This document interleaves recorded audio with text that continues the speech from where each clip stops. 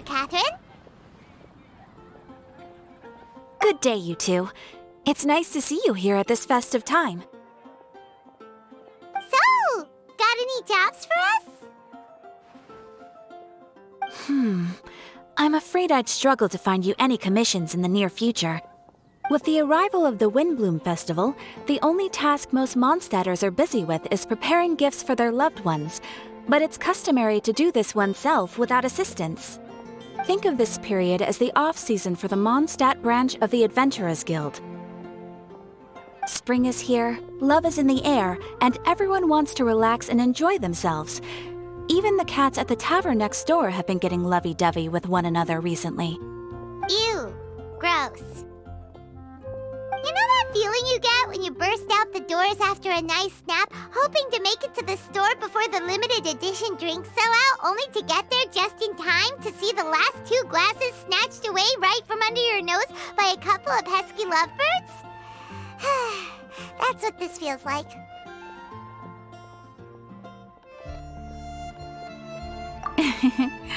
Perhaps you two could simply take this chance to...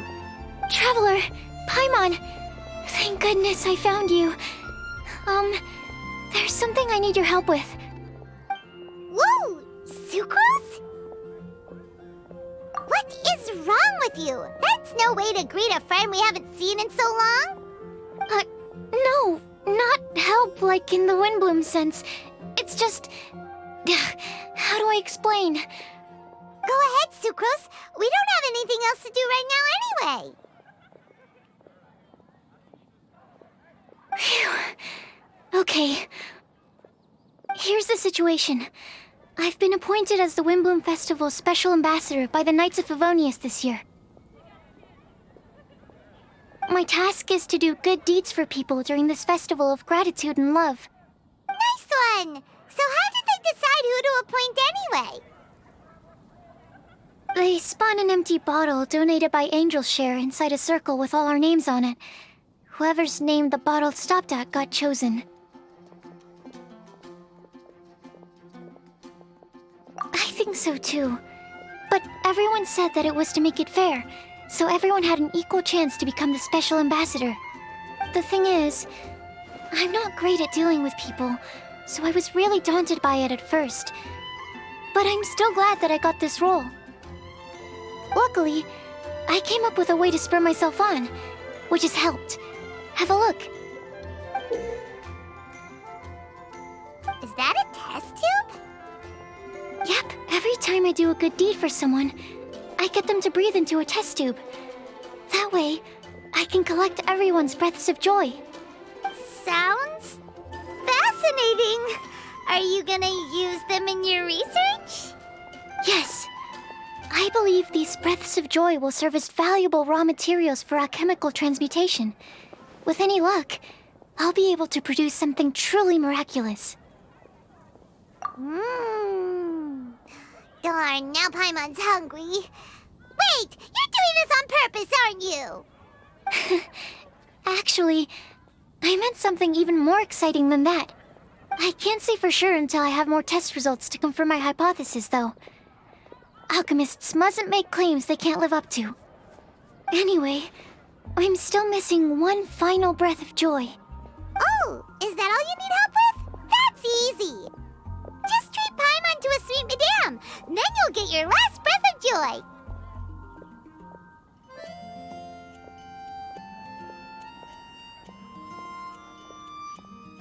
Hey, come on! Paimon's doing her best to help, okay? So, does it need to be more like official or ceremonious or something? No, joy isn't measured in those terms at all. Let me put it this way. Have you ever planted a fruit seed and cared for it while it grows? In the same way that those tender, sweet fruits are the product of your time and effort, the amount of joy derived from an experience is positively correlated to the degree of hardship overcome during it. For example, in my case, I would say that to experience a statistically significant amount of joy, I'd have to do something like spend 6 months developing a medicine formula to a point where it was finally consistently effective. Similarly, In order to collect a significant amount of joy from other people, I have to find ways to do something sufficiently challenging on their behalf. Oh, Paimon gets it now. Long story short, you want us to help you find people for you to help. Oh, that's pretty tough given that it's the Windblume Festival and all. Oh, I figured since you're such experienced travelers, you might have some ideas. But if even you don't know how to approach this...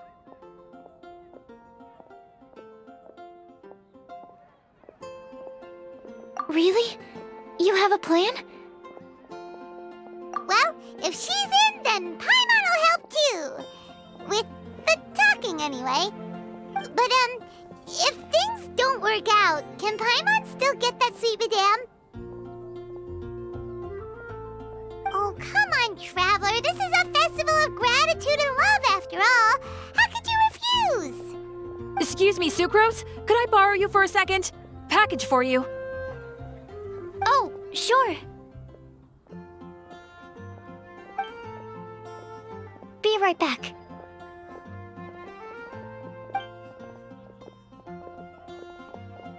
Wait!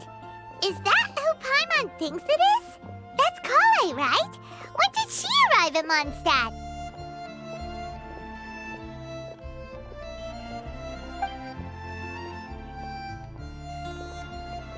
Let's go say hi!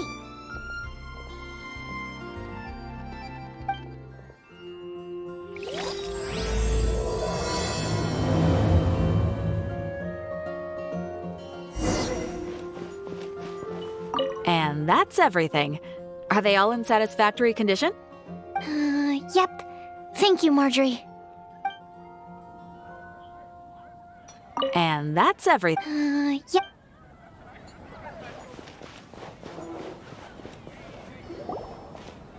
Kale! Hey! Oh, hey, you guys. What are the chances? You were staring into space just now. Something the matter? No, don't worry. I'm fine. I was just looking at a Mondstadt children's book in the souvenir shop over there. While I was flipping through it, a piece of paper fell out. The writing on it was really mysterious. Almost like a prophecy. If you can do these things, you may light the lantern of utmost joy and receive a supreme blessing. And what does these things refer to? Find a flower that is not of this world. Find a guide who will never get lost. Find one who would never lie. Find a legend that never ends. So, 4 things in total. Here, have a look. I asked a lady who owns the store about it, but she said that she didn't know anything about any paper slips.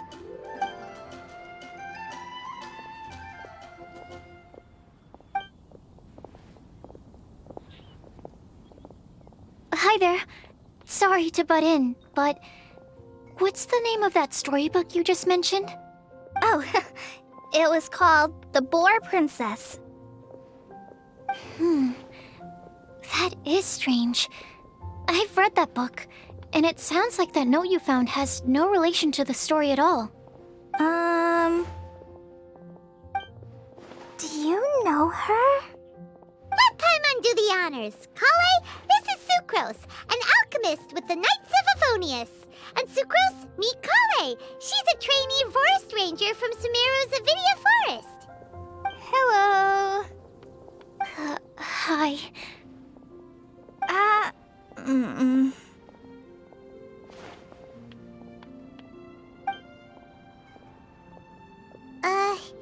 This is getting awkward fast.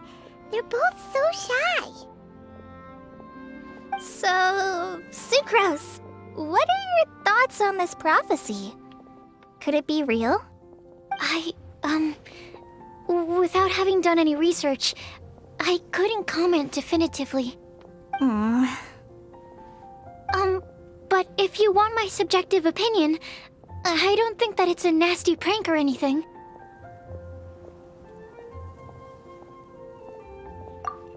The only people who read children's books are those with a childlike wonder and imagination. Or children, of course. I'm sure that whoever put this prophecy there would understand that. Would they really do this just to spread lies and ruin someone's innocence? I can't imagine anyone being so cruel. That's a great take. I love it. Exactly. Who would want to hurt a child's feelings?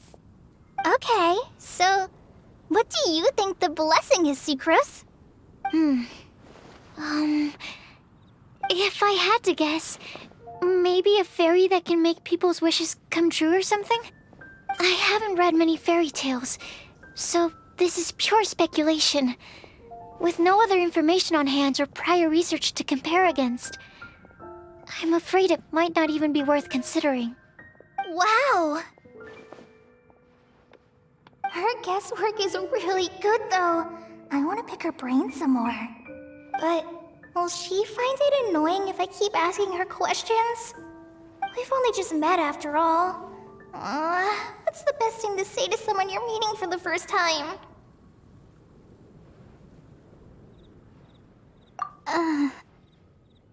Well, yes. I mean, if possible. Then, what would you wish for, Kale? I'd wish for a better personality. Uh-huh. Huh? You can't waste it on that. You've got a great personality already. That's very kind of you. But if you know me like I do... Kale! I know that voice. It's...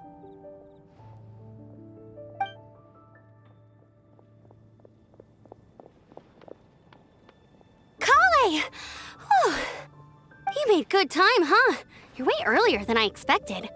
I spotted your green hair way off in the distance. Good thing my eyes are sharp, or I'd have missed you. Amber! Have you been doing well? Did you finish all the pita pockets I brought you last time? You bet. They're getting yummier each time you make them. Huh? Wait, remind Paimon, have you been to Mondstadt before?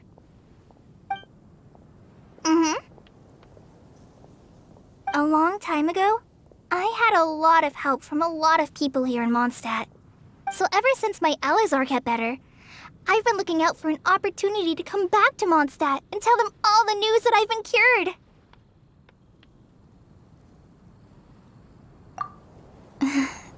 Thanks. If it's okay with everyone, why don't I take Kale for a walk around town? I'd like to show her some of the places she didn't get to see last time.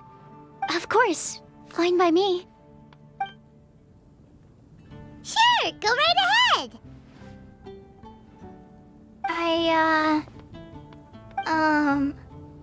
Sorry, Amber. I agreed to meet my traveling companions by the city gate in a few minutes, so I can't go with you just yet. Oh, that's all right.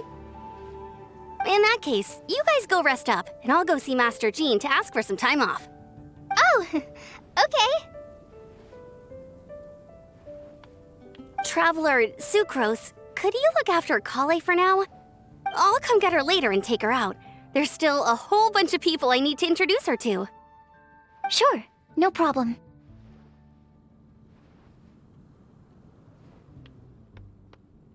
Awesome. See you later then.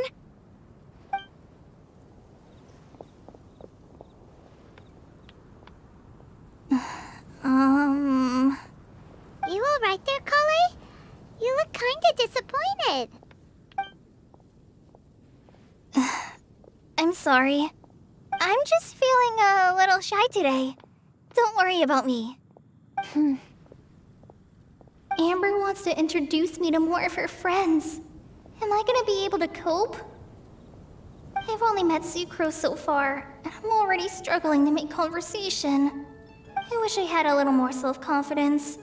Then I'd find it much easier to make friends with people. It's nearly time! Let's go to the gate and see if they've arrived.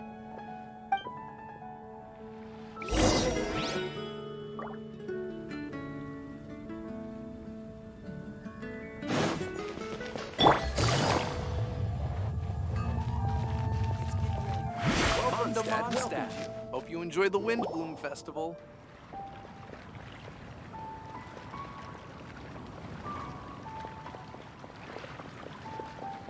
Why is this humble windmill such a great view? I mean, it's understandable. It must have been a long time since you last came to Mondstadt. Because it is the true Great Vayu Viastra?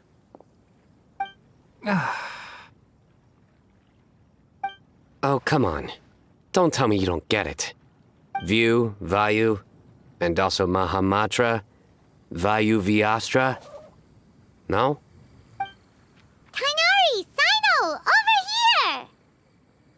Whew, am I glad to see you.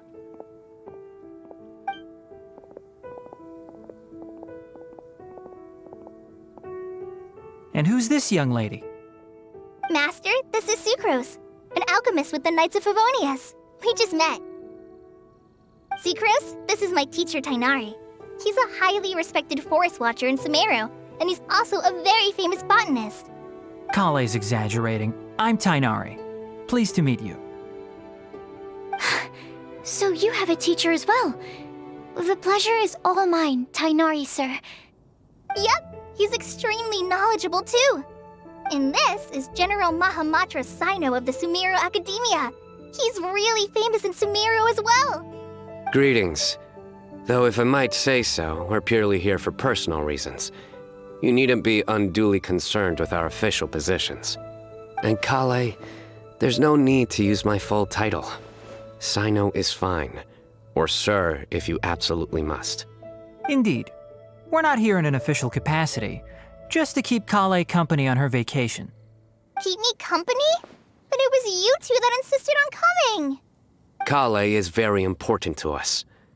We felt obliged to ensure her safety on the long, treacherous journey to Mondstadt. But I've been here on my own loads of times before. What about your work, though? What if something bad happens while the General Mahamatra's away? There should be no issues. I have left my duties in the hands of my subordinates, and two especially reliable helpers. Oh, Sucrose. What were you saying about you having a teacher as well? I was just going to mention that I think we're in a somewhat similar situation. I'm an assistant to Mr. Albedo, Mondstadt's genius alchemist. Oh, please, Sucrose. Genius is an unnecessary epithet. It will serve only to leave an exaggerated impression of me in the minds of our guests. Mr. Albedo, but it is an objective truth. Hey, Albedo's here too! Great! The more the merrier!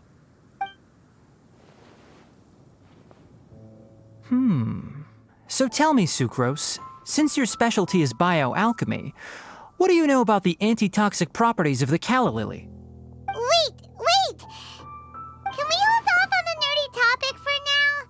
Paimon doesn't want to be left out. Oh, as it happens, I've studied the calla lily in quite some detail before, with it being a species native to Mondstadt. I wrote a whole report on my findings. If you're interested, Mr. Tainari, sir, I can go get it for you. We're supposed to be here on vacation, and you're already thinking about how to improve your herbal medicines? Also, I thought we'd agreed to take on new identities for this trip. What new identities? Mine was Adventurer Sino, skilled desert explorer. Tainari's was technological consultant to the treasure hoarders, and Kale's was traveling musician. Very much so. I do wish some of the less cautious adventurers in the Avidya forest would consider coming to Mondstadt instead. What Philanimo mushrooms lack in texture, they make up for in not causing vomiting or diarrhea. Are you contemplating using some compounds from the calla lily as active ingredients in a targeted antidote? Yes, I gathered a few on the way here, and my initial research suggests to me that it could be worth a try. Okay, I got it. But as much as I don't wish to be a wet blanket, it takes a huge amount of experimental data to conclusively prove how different drugs interact. estimating the total development time would be very difficult. Add in the time for procurement and delivery of essential materials, and I'm not sure if we could complete development before you need to return.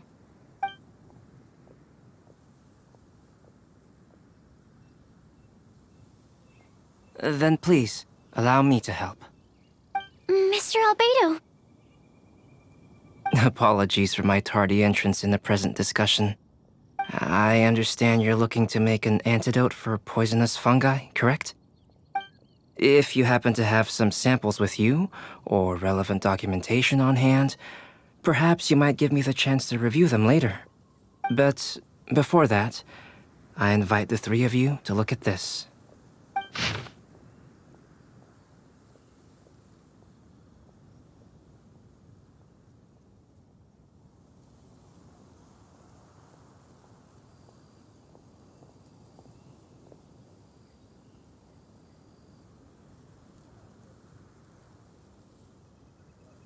Food and lodging arrangements?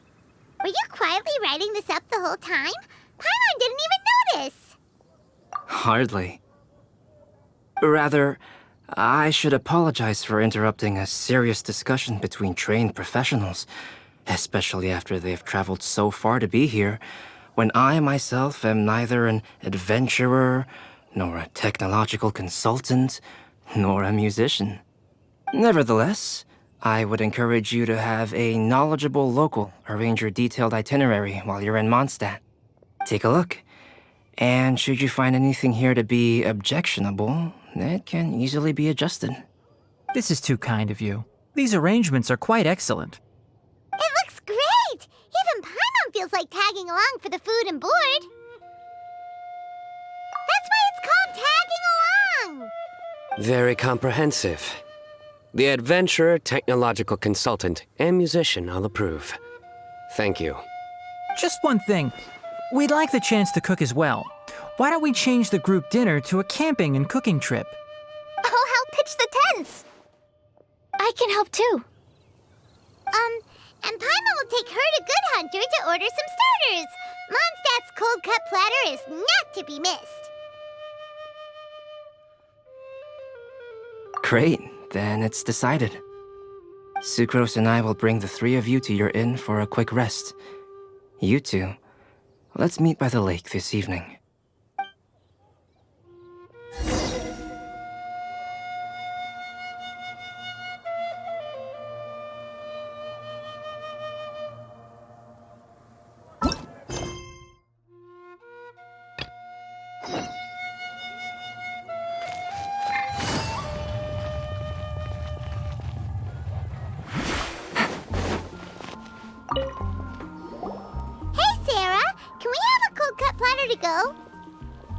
Sure, coming right up.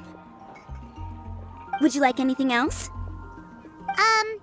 Do we, want anything else? Okay, yeah, that'll be all. Yay! You're the best person in the whole wide world! Paimon will give you the sweet flower from that sweet madame as a Windblume. No need to worry about that. Paimon can make room for good food. All right, just a moment. Oh, that was great. If that was a Windblume treat, then Paimon wishes it could be the Windblume Festival every day.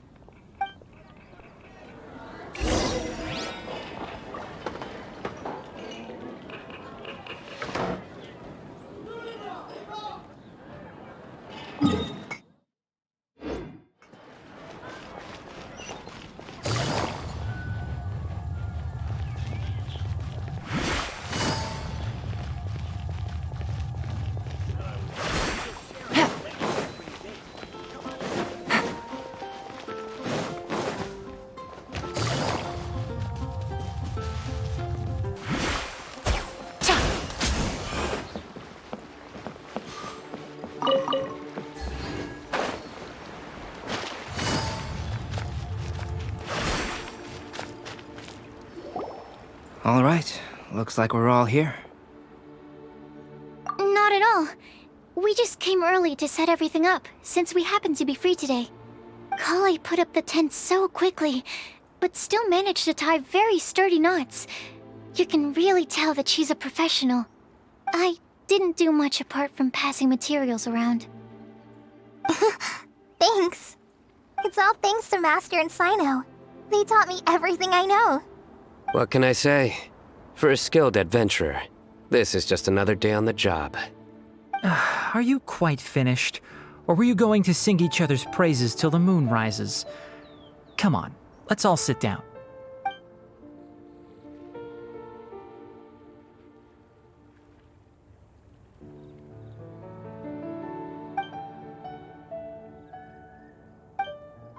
That sunshine sprat was really very good.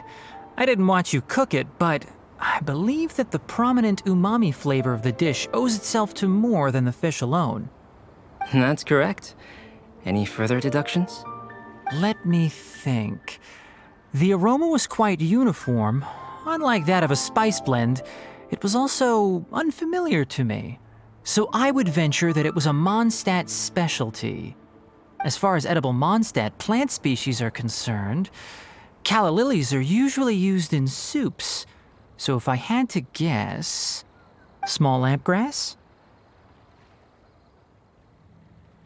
That's right. I've long heard that Sumeru's fish with cream sauce is noted for its gentle texture, which brings out the tenderness of the fish.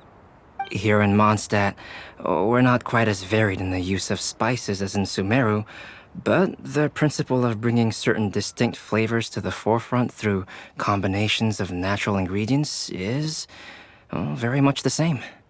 I liked it a lot. I'm curious as to the exact ratio of ingredients. I'll write a copy of the recipe for you. Would anyone like to try the nutrient-dense meal I made? I'll have some. What about you, Kale? It doesn't look like you've eaten very much. Is your appetite low at the moment? No. I just don't eat a lot normally.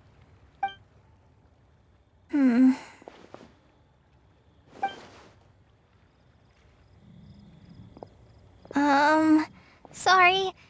I didn't mean to make things awkward. Tainari, while we were on the road, we spotted something white, walking on two legs. Was that Paimon? Which day was this? Just after passing through Stonegate. Sino, are you sure your eyes were working that day? Or maybe your hood was blocking your vision? Paimon always flies. There's no way she'd ever walk. Is that right? I thought that you'd made me snacked on too many local ground nuts.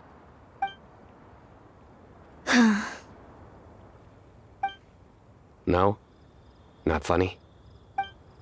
Ground, you know. As in ground up, but also the ground. Ground nuts make you fall to the ground. Think of this as part of a process of getting to know Sino. On the bright side, these jokes show that he thinks of you as his friends. Still, we could test a hypothesis. What hypothesis? That plant species indigenous to Mondstadt may have an effect on the motor functions of flying lifeforms. Hey! Paimon's not your test subject! Anyway, by your logic, wouldn't that mean that eating, say, Zaitun peaches, that would make a sick Paimon peachy in no time or something? Hey! Not you two! I think the Traveler and Paimon's conversations are more entertaining than Sino's jokes. I see. You must have been keeping quiet about this grievance for quite some time now. You seem much cheerier now that you're here in Mondstadt, Sino. Actually, it feels like you're a completely different person. That's because I'm Sino the Adventurer. It's not? In fairness, You only saw him in his work mode while you were in Sumeru. He's actually like this most of the time when he's in a good mood. Yep, it's true. Sometimes when he's eating, he'll grumble about how the bowl is too shallow for the amount of food it contains and other random stuff like that. I understand. Then allow me to reintroduce myself. Before, you knew me as General Mahamatra Sino. Now, please see me as Sino the Adventurer. Yeah, so that's another thing he does. He'll keep repeating something he thinks is funny until you stop trying to resist. So you have two different mental states? Almost like different phases of matter. Interesting. I want to learn to do that too. I think in your case, the two states we would end up with would be highly conscientious sucrose and stupefied sucrose. Oh, by the way, was there any reason in particular that you chose Mondstadt as your destination on this occasion? Oh, well, Lisa once told me that the Windblume Festival is one of Mondstadt's biggest events of the year. I wanted to take this opportunity to give everyone a Windblume as a token of my heartfelt gratitude for everything they've done to look after me. Plus, it was a good chance for Kale to get out and meet some new people. Kale Lily. What? Kale's Windblume.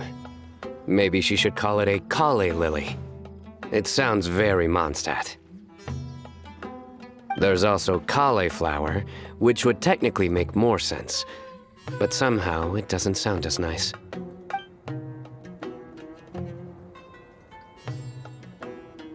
Moving swiftly on. Wow, he just completely ignored the joke and carried on the conversation. Guess sometimes that's the only way forward. Sumeru's been through some major changes recently, and things at work have only just started to calm down. I don't get many opportunities to take a vacation, and this was a chance to join Kale on her trip while also learning a few things about Mondstadt's flora and fauna that I'll be able to pass on to my peers and students on my return. Two birds with one stone. How about you, Sino? I came to ensure Kale's safety. That's just an excuse. Plain and simple. Also, there's the matter of a Genius Invocation TCG custom-made card back. Aha! So you did have an ulterior motive. Have you all played Genius Invocation TCG before? And that is why I am proud to call you my friend. When I first began contemplating getting a new card back, I asked around before eventually deciding to ask the legendary Mr. Kautz for guidance. A friend of mine, Sawada, whom I played cards with on occasion, had been to Inazuma for the Irodori festival. He told me that Kautz was a Mondstadter, so I should try my luck there. Calx? Isn't that... You mean, he's a friend of yours? I see. So, you came to Mondstadt in search of Calx. No, that is inaccurate. I came here principally to protect Kale. You most certainly did not. Kale's been here on the quiet numerous times, and this is the first time you felt the need to join. Not only me, same applies to you too, doesn't it? If my writer friend were here now, I'm sure he would describe this curious coincidence as having the makings of a good story. It's always a pleasure to meet a fan. Oh, here it comes. Wait, you mean you're Mr. Calx? Having my new friends address me by my pen name feels somewhat unusual. Please, just call me Albedo. Huh. So you're Calx. Sino's been talking about you non-stop recently.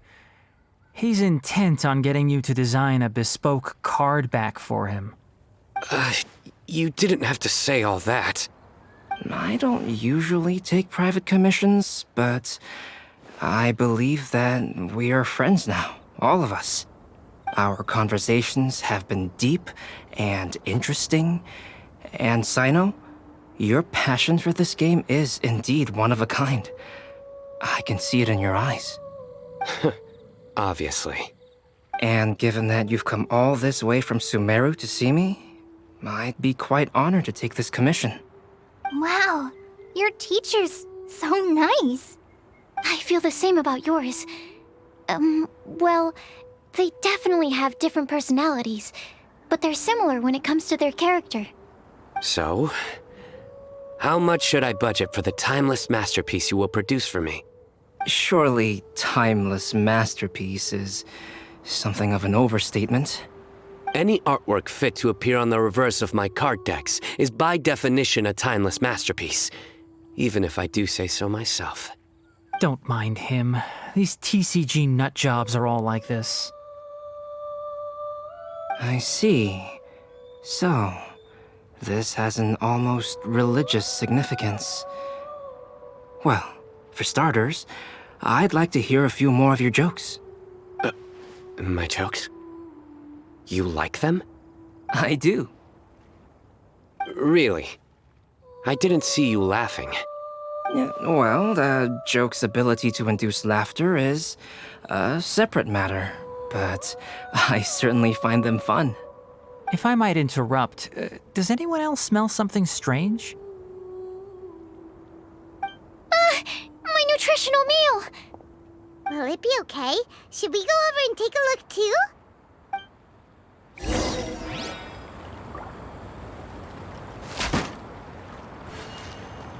I'd be grateful if you could check on Sucrose. As for our new friends here, leave them to me.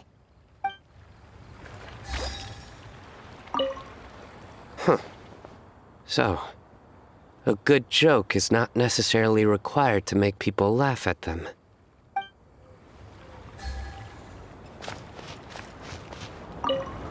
Well, Albedo and Sucrose were delightful, but this was still an exhausting meal.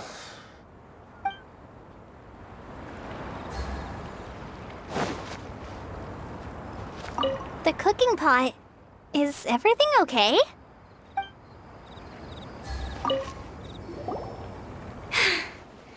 Only the base is burned. We can still use the cooking pot. It just needs a bit of a wash. Good thing Tainari's nose is so sharp. Has he been in this kind of situation a lot before? I know, it's just... I'm sorry to disappoint Sino. I guess we'll have to do this again another day. Oh, yes.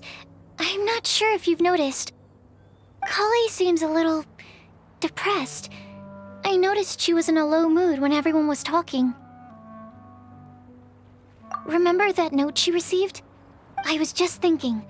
I want to try solving this riddle and giving Kali the chance to accept the blessing. Oh, yeah! She's someone who needs your help. Exactly. Maybe she'll be willing to breathe into my test tube. But anyway, that can wait. As much as I'd like to make progress in my research, I'd prefer to see her smile. All right, we'll help out too. You will? Then tell me, honestly, do you think that this prophecy is for real too?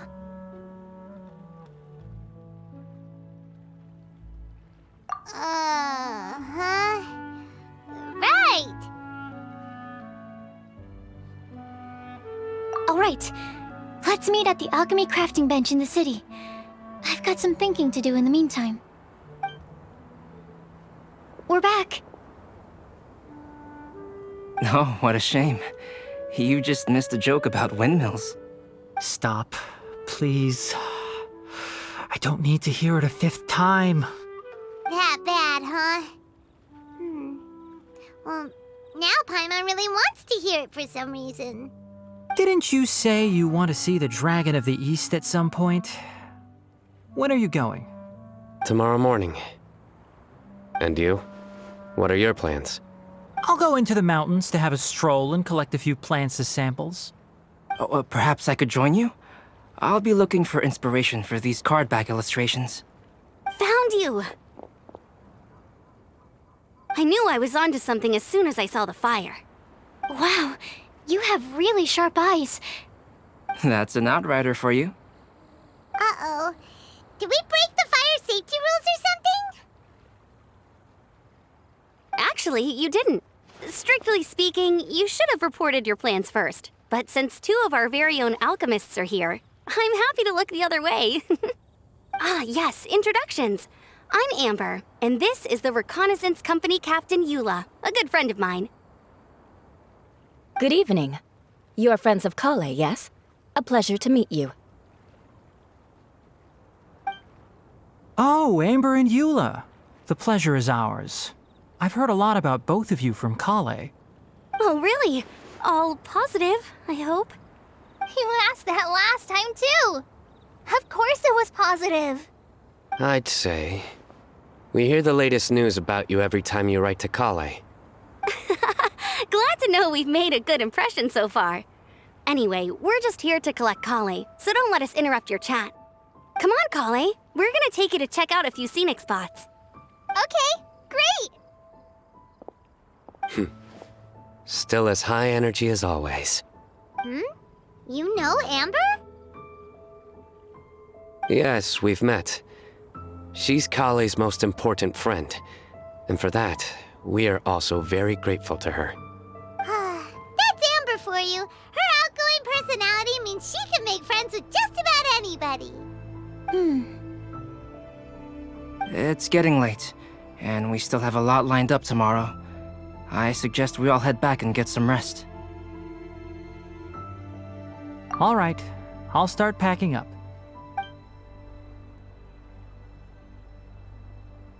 You're gonna get the tone-deaf bard to check out that note, aren't you? Guess Paimon knows you pretty well, huh? Knowing him, he should be hitting the taverns around this time. We can go corner him and make him answer our questions. Let's move!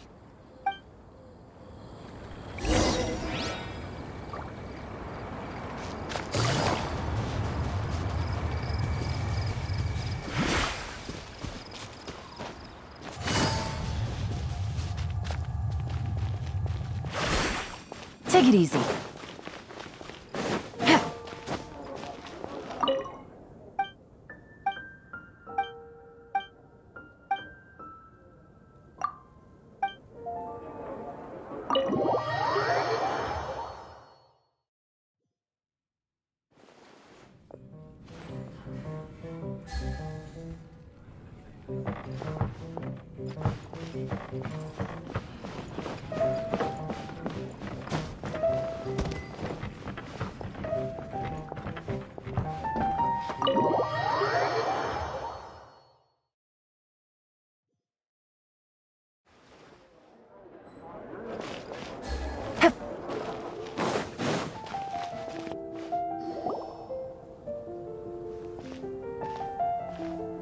Oh, it's been a while. Paimon called it, tone-deaf bard drinking as usual. Put your drink down and get your game face on. We've got some important questions for you, mister. Okay. So, what do you make of it?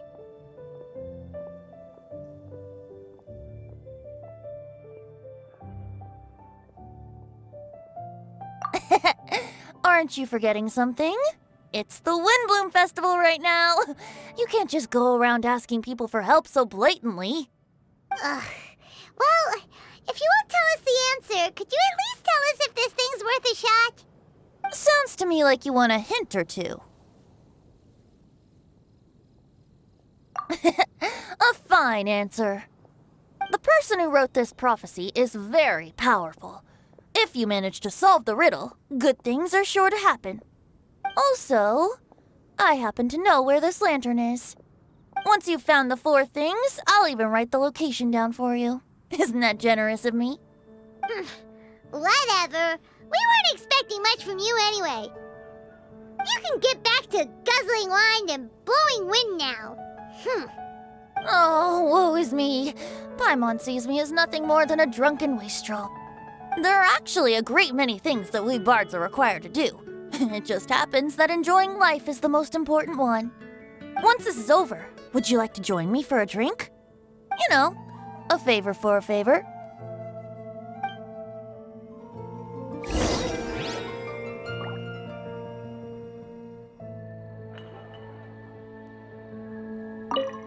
given the way that you're staring at me, perhaps you'd like to get me that drink now? I, of course, would be most amenable to that. But I believe you have friends waiting for you. Don't worry, there'll be plenty of time during the festival.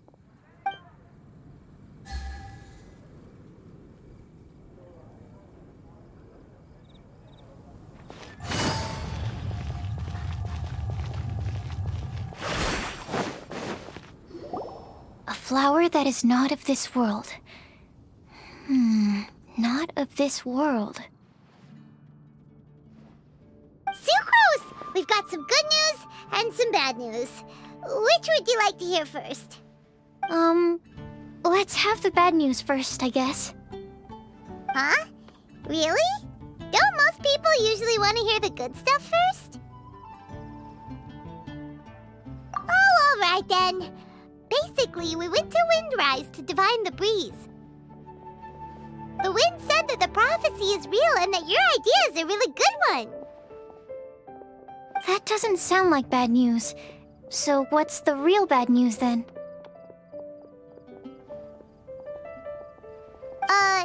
Paimon ate the bad news!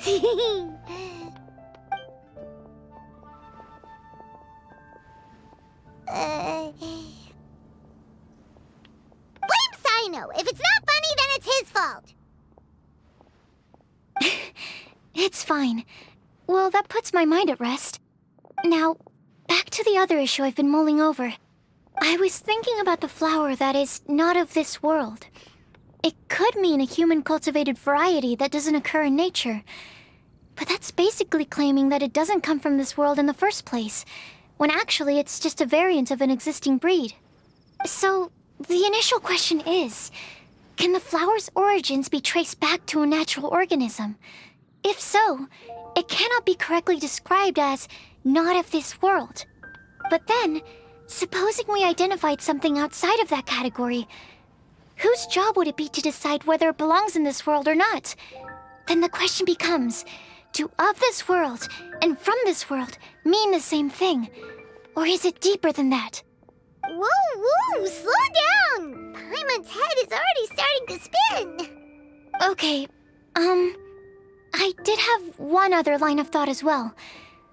What about a flower created using alchemy? Would that be not of this world?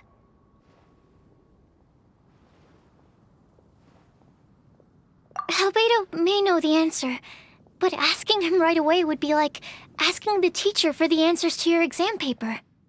It would render our search for the truth meaningless. I'd rather try and figure this out for myself. Could it be the Windblume? Oh, now that you mention it, that's definitely a possibility. The Windblume doesn't refer to a specific flower. Everyone defines what it means for themselves. In which case, the Windblume doesn't exist in reality. This does seem like a promising direction. I've made a note. Okay, I better go read up on this. Yay! Paimon was actually useful this time! Guess we have that sweet madame to thank, huh? I'll need some time to prepare. Could we meet up here in, say, 2 days' time? Sure thing! In the meantime, we'll also think about the other 3 riddles in the prophecy. But, since we're really going for this now, shouldn't we say something to Kale about it?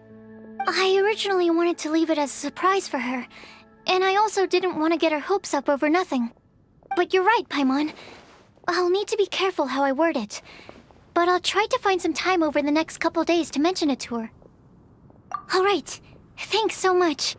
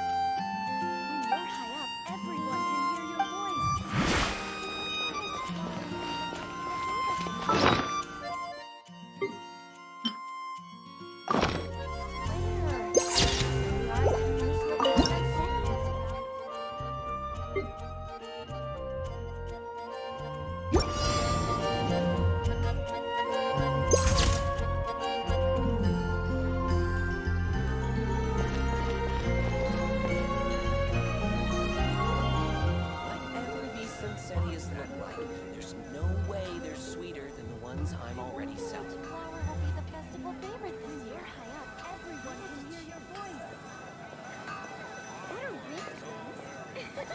They're dandelions, of course. Good roll.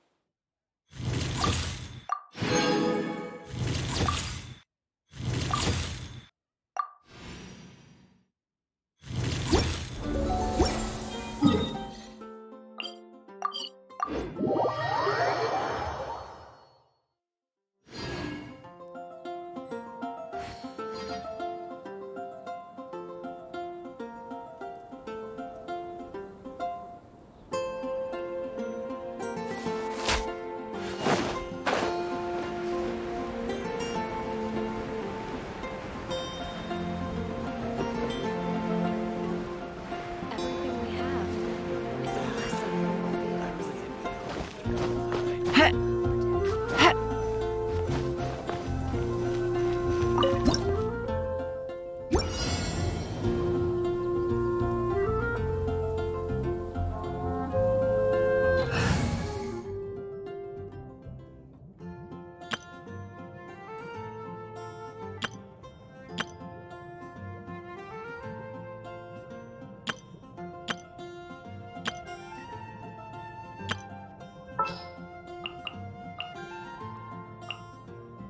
Let's investigate this.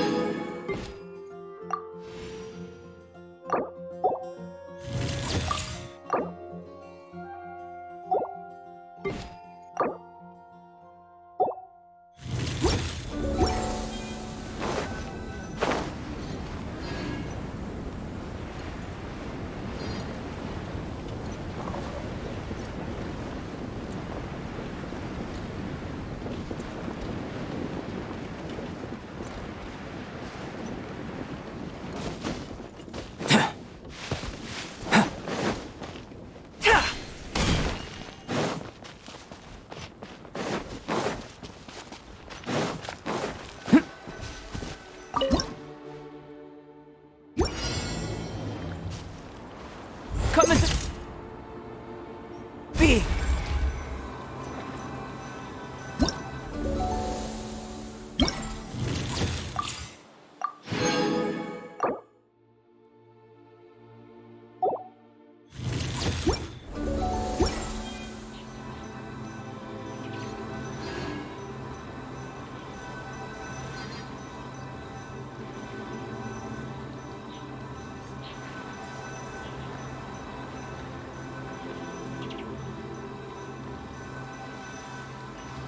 Going out into the world and investigating, turning the unknown into the known.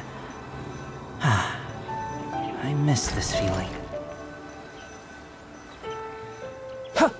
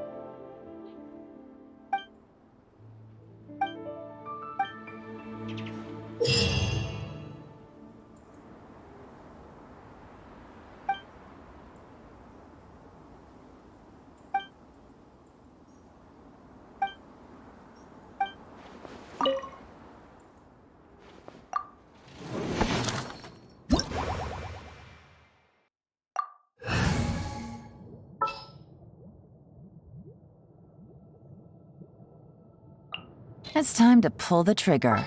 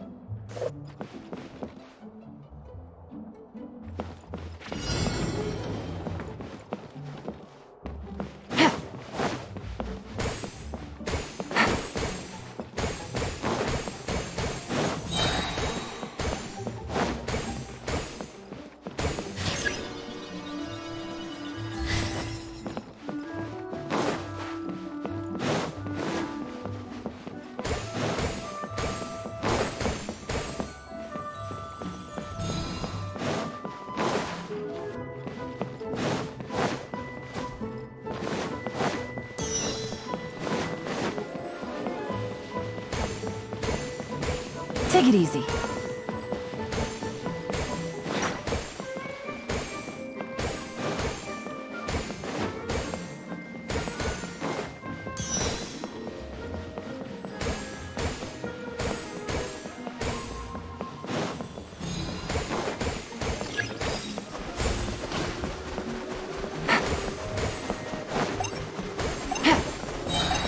Take it easy.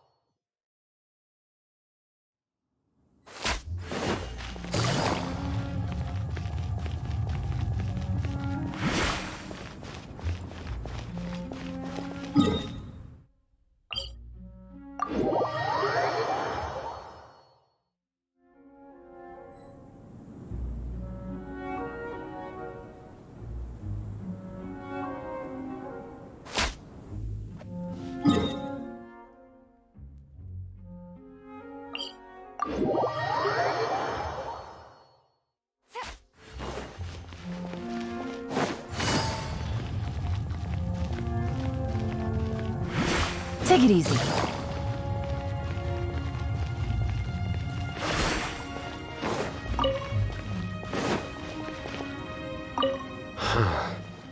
So this is Storm Terror's lair. From which direction will Storm Terror appear, I wonder? Excuse me. Who's there? Oh, sorry. I didn't mean to disturb you. I apologize as well. I acted on force of habit. You must be a local, yes? My name is Sino, and I'm here sightseeing in Mondstadt. In truth, it is I who am disturbing you. Might I ask if you're looking for something here? I'm waiting for Storm Terror to arrive. You even set up a camera. Yes. I hope to capture a good picture as reference material for an artist I know. Oh, in that case, let me help keep watch too. From what I've heard, Storm Terror's movements have some regular schedule. Roughly how often does it appear? Hold on. I'll have to check against our data first. Let me consult my notes.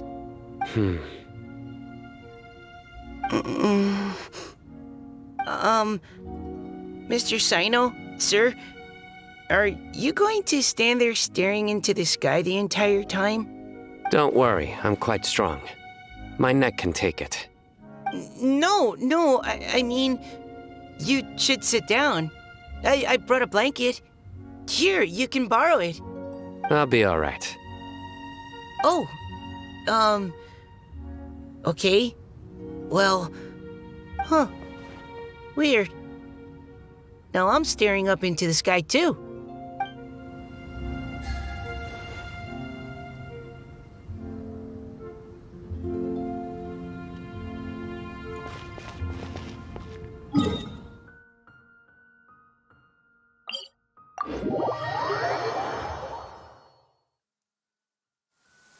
It's raining again? Oh, this isn't good. If the rain washes away the traces, it's gonna set us back a long way.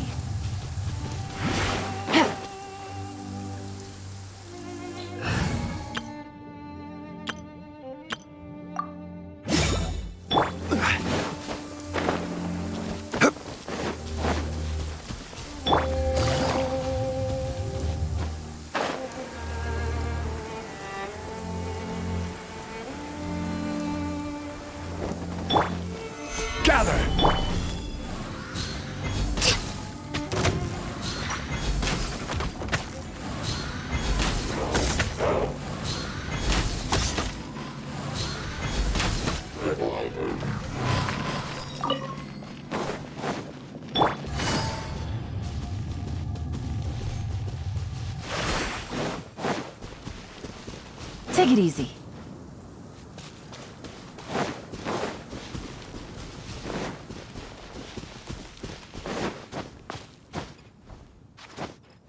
Hit.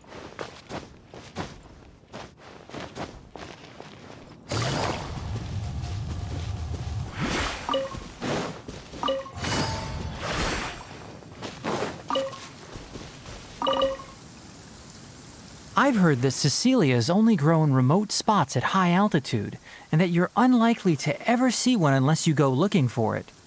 Though they can be preserved for a long time as specimens, I can't take back the beauty they possess in the wild. It's a shame. Shall I ask Sucrose to develop a Cecilia variant with improved soil adaptability for you? I should warn you, though, it may very well end up with a name like Tetratanic Ananimo Cecilia, or perhaps Epsilon Series Cecilia Variation 601 Sumeru growth type. Is this you attempting to tell a joke? Unfortunately not, I'm being completely serious. In that case, I look forward to, well, whichever of those two it ends up being. Back to our previous topic. If you wish to use antitoxic compounds from calla lilies in an antidote, then I have a few suggestions.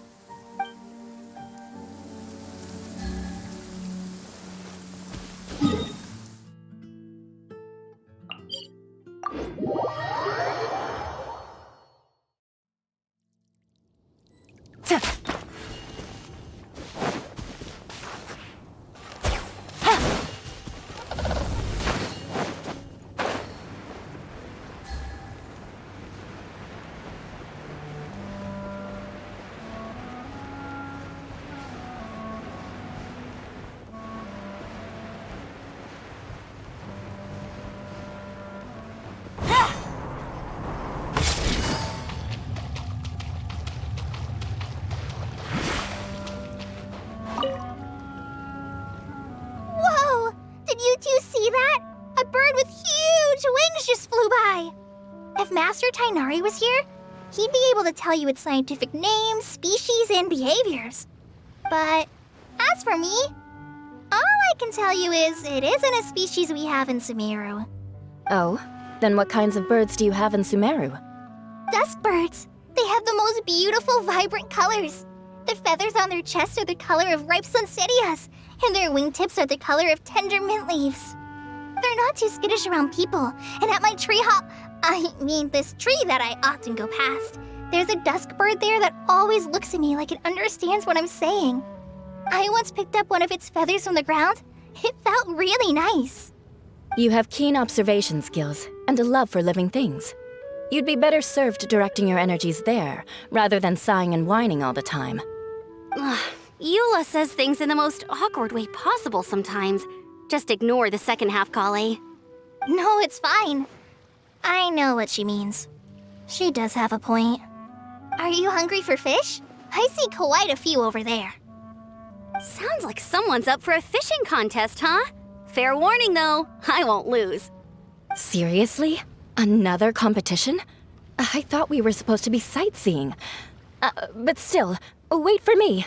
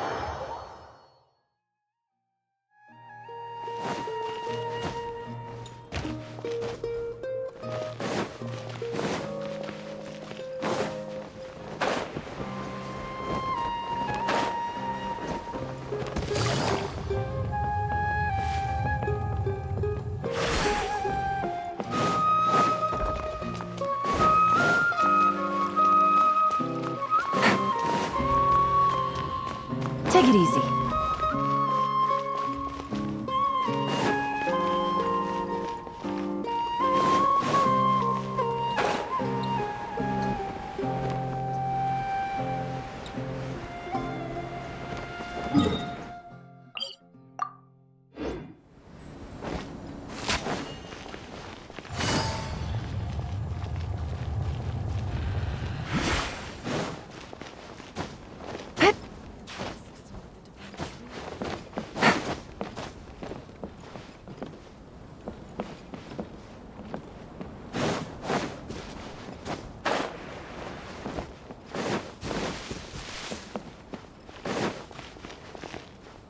Oh, hey there, traveler. Nice to see ya. Well, Sino's out of the country on a trip, so he got me to come and help his subordinates take care of a few things. I guess you can say I'm his temporary substitute. The atmosphere around here is not too bad nowadays, so I don't mind sticking around once in a while. You've probably got a lot going on yourself, I bet. Good luck with everything.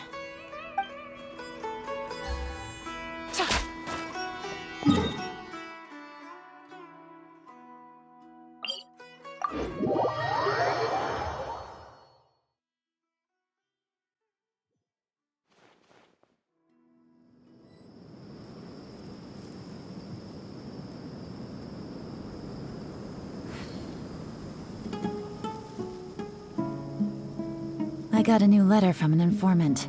Looks like the situation has changed again. I'm so glad Grandpa's okay. I'm not going back there at my age.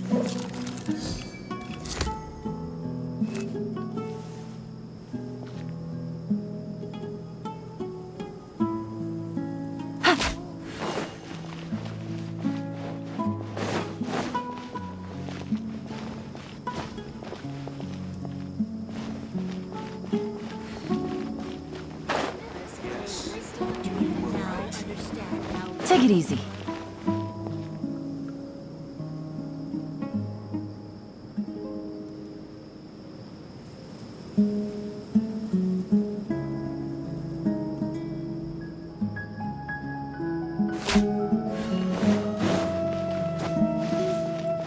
Join the Aromites. Embrace a wonderful new life.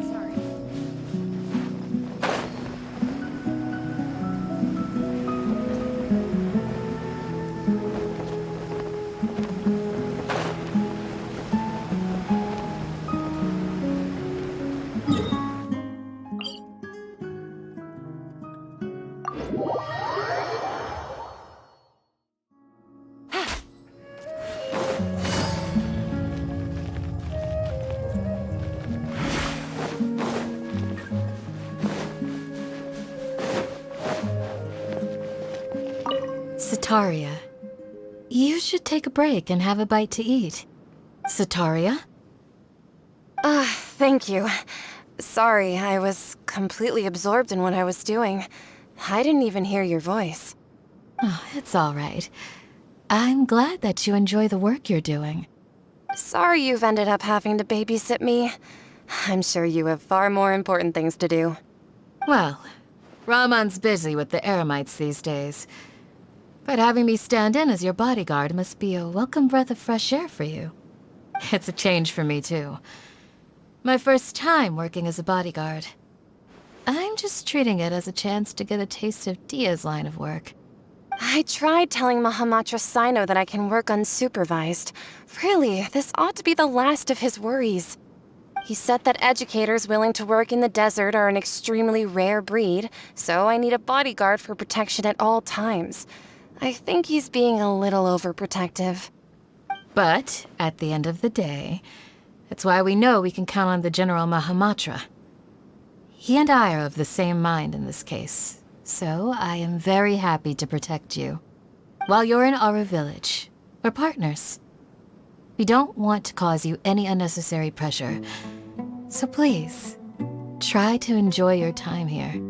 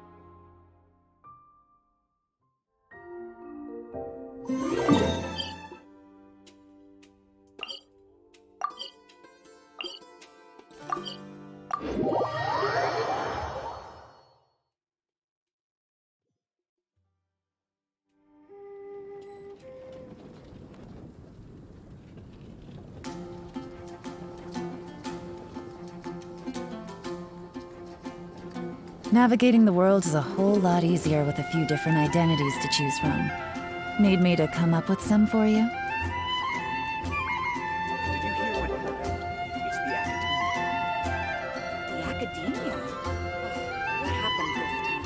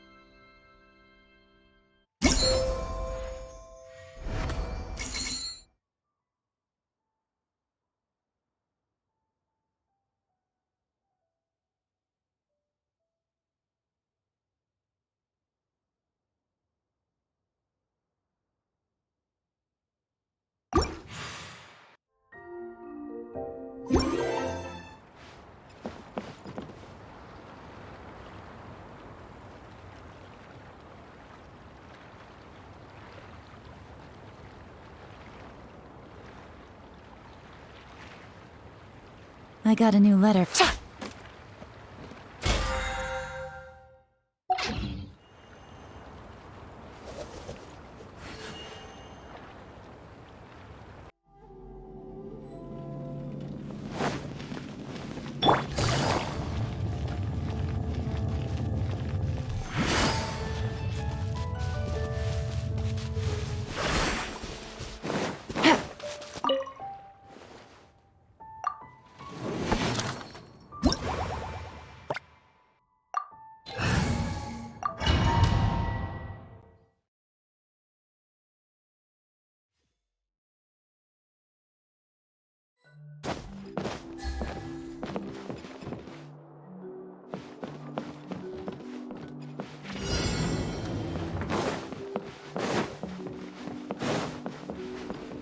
Take it easy.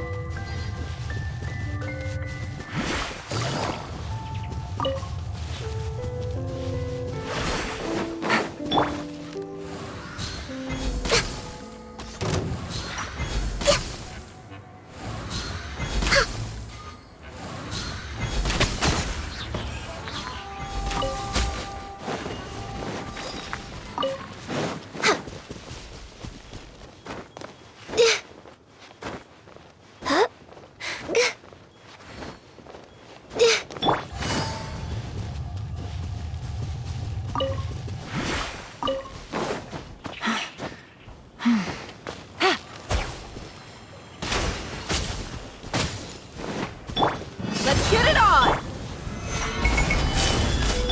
You're dead meat! Busted.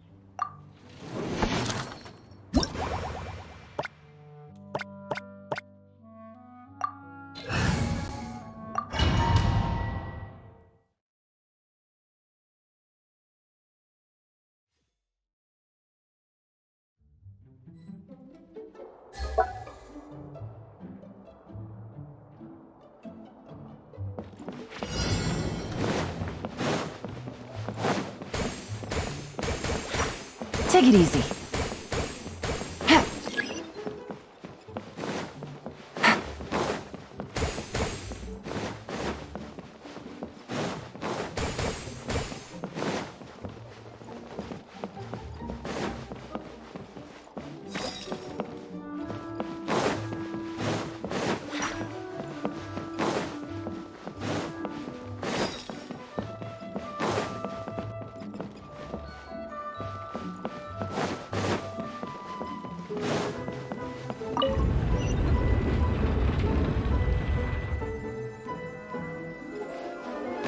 Take it easy.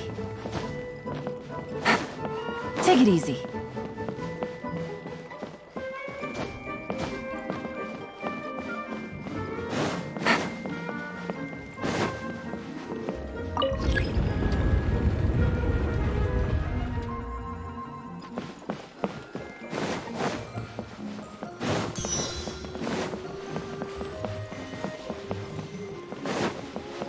Take it easy.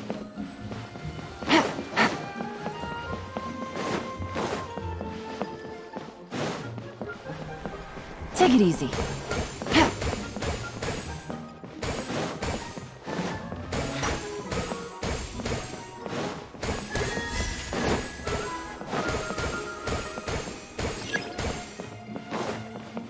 Take it easy.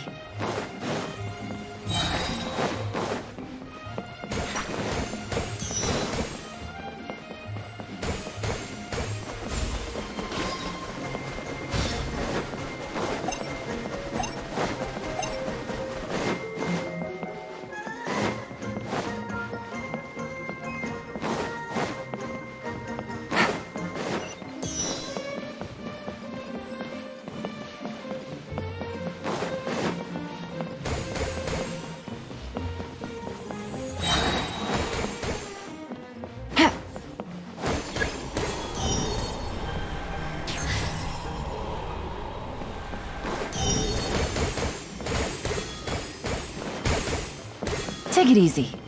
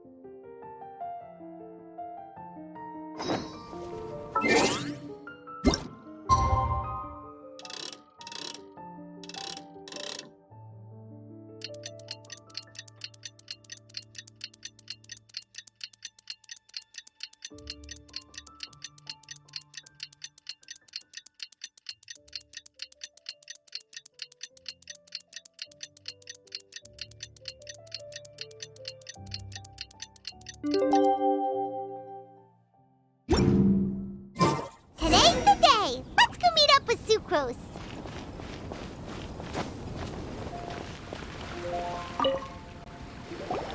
Sucrose, we're here!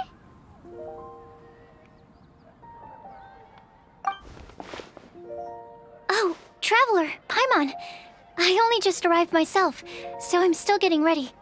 Ah, and Kale just passed by a moment ago. She said she had some things to sort out at the inn where she's staying, but she'll meet up with us when she's done.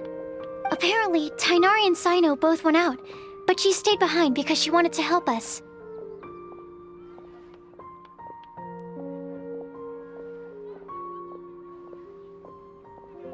Not too bad.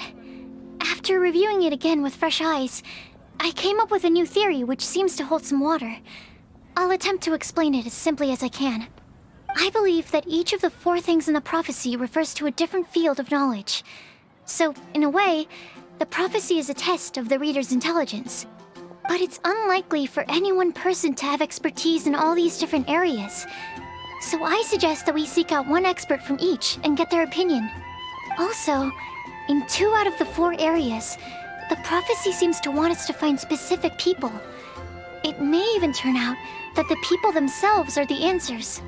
So it sounds like we should put our heads together and list out the people who can help us. Exactly.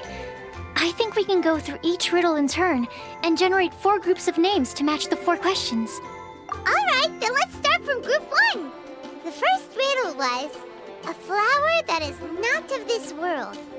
Personally, I would still go with Albedo for this one.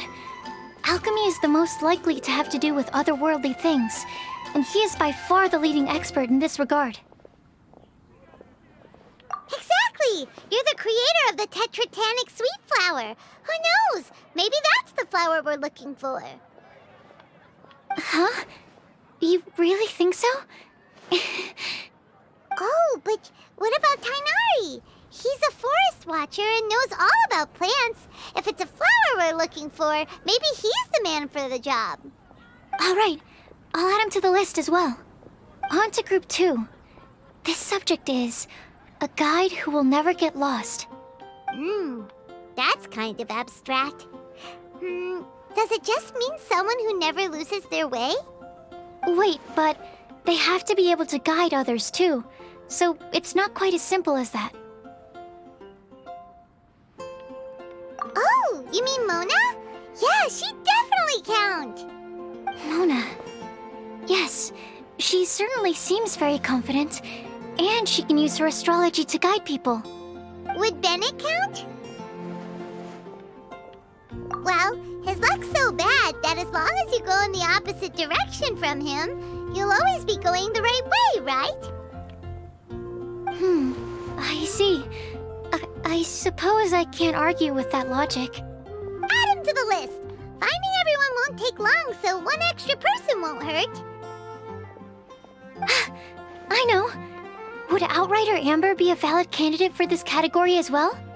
Yeah, she would! She's got a great sense of direction after all. As a matter of fact, when the Traveler and Paimon first came to Mondstadt, she was actually the one who gave us directions. Yes, she's certainly a good guide. Is there anyone else? Let me think. Yes, I believe there may be one more. Albedo once made a set of equipment for Mika from the reconnaissance company. He's their surveyor and an exceptional pathfinder. He's even instructed others in the discipline of surveying before. So, in my view, he's highly unlikely to lose his way and would be very good at helping others find theirs. Cool! Another one for our list! Wait, Kale should have been here by now. Wonder what's taking her so long. Sorry, could we continue our chat somewhere else? Oh, Oh, you wanna go see how she's doing, right? Sure, let's all go.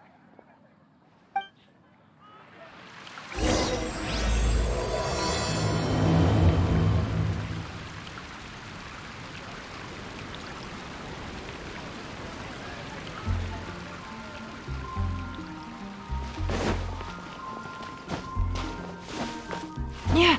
Hup.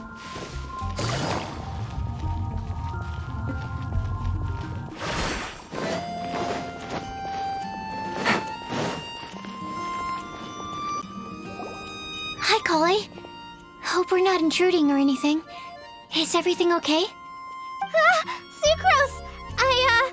I was preparing some stuff. Is it time already?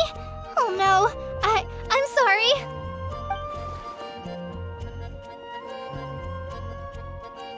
Don't worry. The Traveler and I only just met up. We were just worried that you might get lost along the way, so we thought that we'd come get you. Thank you. I'm ready to join you now. How's that thing going? So let's pick up where we left off.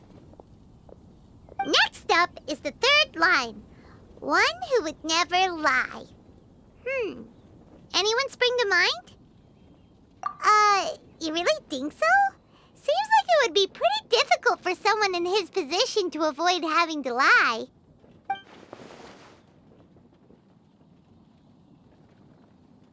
Then what about Kaya?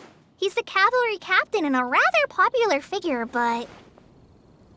You think there's something fishy about him too, huh? Yeah, he's definitely a sneaky one. Bet he lies all the time. I can't help but agree with you there. There's the tone-deaf bard. But on second thought, he wouldn't qualify either. He talks way too much nonsense. Is there anyone else we're missing? Acting Grandmaster Jean? She has a good name in that regard, but from what I know, she sometimes covers up the truth out of concern for those around her. For example, when Lisa loses track of time in the library and misses her patrol shift, Jean will come up with some excuse, like Lisa's ill today. Also, she sometimes makes up stories to get Klee to behave, like the one about the big monster that comes to catch naughty kids who don't go to bed on time. Do you think that rules her out?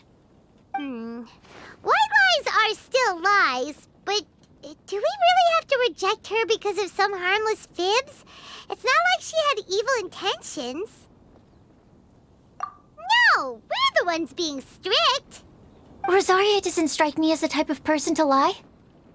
Oh, Kale, you probably haven't met her yet, have you?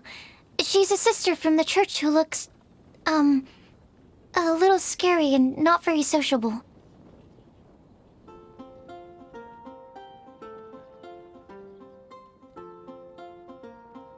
She stopped by the alchemy bench once, a long time ago, and asked me about Albedo.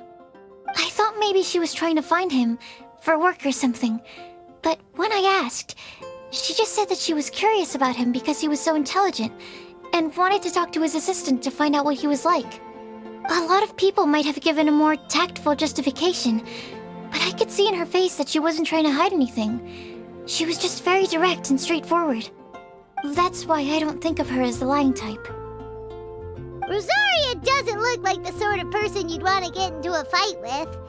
Maybe she just fights her way out of situations that some people might lie to get out of. I can definitely see that. I've also heard the other sisters say that Rosaria doesn't even make excuses when she skips choir. She just doesn't show up. She's a tough cookie, huh? Let's put her name down. In that case, I think Sino fits in this list too. True. Lying's probably more trouble than it's worth for someone like him. Kinda like with Rosaria. Oh, and Paimon also nominates Razor, but he couldn't lie to save his life. I've also got someone else in mind. Noelle, the trainee knight. She's a very honest person. I don't think she'd tell a lie. Alrighty, write her name down too. Wait, there's one more person. You know, our long-standing staffer at the alchemy bench. Huh? You mean Timaeus? Yes, him.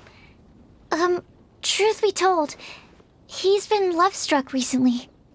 He swore that he wouldn't say a dishonest word or slack off until he succeeds in getting the woman he loves. Timaeus has a crush? Yes, that's right. Well, who is it? Do you know her? I've never met her. All I know is that she's from Liyue. Timaeus says that she's fun, has a great personality, and is very, very good looking. Since we're on the topic, helping Timaeus win the lady of his dreams was also one of my goals for this Windblume festival. But how can we help with that? I don't know. Make sure he uses nice paper and a fancy envelope when he sends letters to her. Help him pick a nice gift and wrap it properly. That sort of thing. Yeah. I had the same situation once in the Avidia Forest. I helped another forest ranger out by delivering a love letter to the coworker she likes. Yep, that sort of thing exactly. Oh, also, I helped him with some of the groundwork for one of his research projects. He must have appreciated it, because he gave me a refrigeration device that he's been developing as a thank you gift. Is it any good? I mean, it looks nice. Sounds like a no. Alright, guess we'll put Loverboy down on the list then. Okay, so last of all, we have a legend that never ends. Anyone come to mind for this particular line? Lisa, perhaps? A librarian understands books best, and aren't most legends written down somewhere? When I think about legends, fairy tales and picture books come to mind. Maybe Kale. She read a lot of fairy tales when Tainari was teaching her to read. Oh, do I count? Of course you do. I'll put you on the list. I prefer to read things like an illustrated analysis of alchemical substances and their uses, the fascinating principles of crafting, and hypotheses of life. Point taken. Paimon didn't quite understand any of those. Klee might be a good choice. Her mother, Alice, is a renowned traveling author, so I'll bet she's been exposed to all sorts of myths and legends.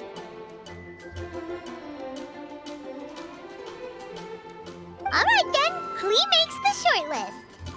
Well, that should just about do it. Next up, we should go and ask the people on the list about the prophecy. Do we have to ask absolutely everyone on the list? It seems like a lot of people. It is. So, I was thinking that perhaps we should split up. That might make our search more effective. Okie dokie. Also, I've thought of a method of gathering feedback. No problem. We can do that. You and the Traveler are practically joined at the hip, so you two can go together. I'll pair up with Kale. Capable Kale and sensible Sucrose. Sounds like a winning combination. Okay, I promise I'll help. Capable Kale. Yeah, I got this. Rest assured that the unbeatable Traveler and Paimon will do our part too. Off we go.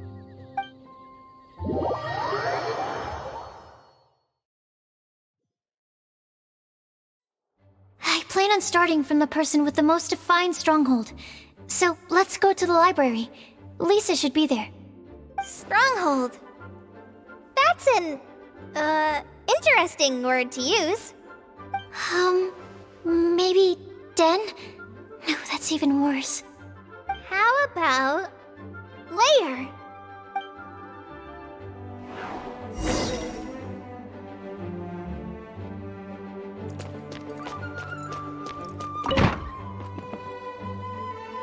Here we are, Lisa's lair. Oh no, that was a bad word choice. Now Sucrose is using it. It's all my fault. Lisa, might I ask if... Huh?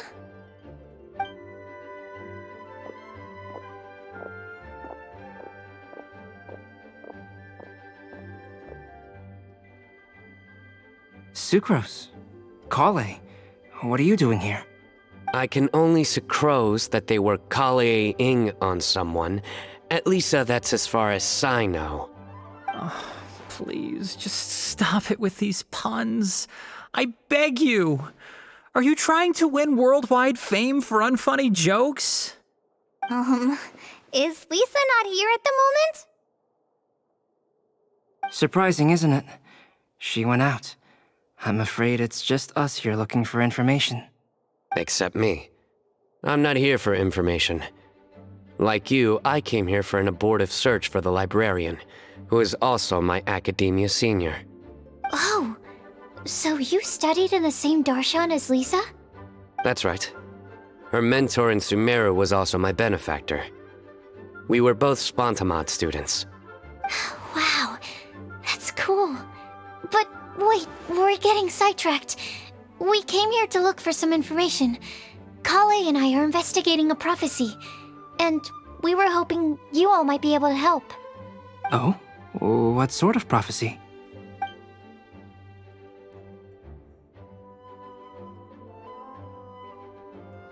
I see. You want to ask them about the flower that is not of this world, and me about the one who would never lie. But there's no rush. You don't need to answer right away. We're just here to tell you about the situation. You can take your time to think it over and submit any thoughts you have in written form to the Sucrose mailbox. The Sucrose mailbox? Yep. I was thinking about it on the way. And although they seem like trick questions, there's a lot to mull over once you get down to the details. A quick answer off the top of your head might not go into enough depth. So, I decided to place a mailbox next to the alchemy crafting table. Everyone can submit their written answers there when they're ready.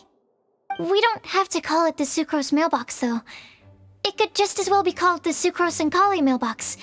Or even the Sucrose, Kale, Traveler, and Paimon mailbox. I think in this case, we can just go with your quick answer off the top of your head. Sounds like a good solution. Certainly more reliable than verbal discussion alone. Agreed. Certainly when it comes to discerning whether someone is a liar or not, you cannot simply take them at their word. Understood. Once we've had a look into it, we'll place our replies into your mailbox. Thank you all so much. Okay, let's tick them off the list and carry on working our way down. Already done.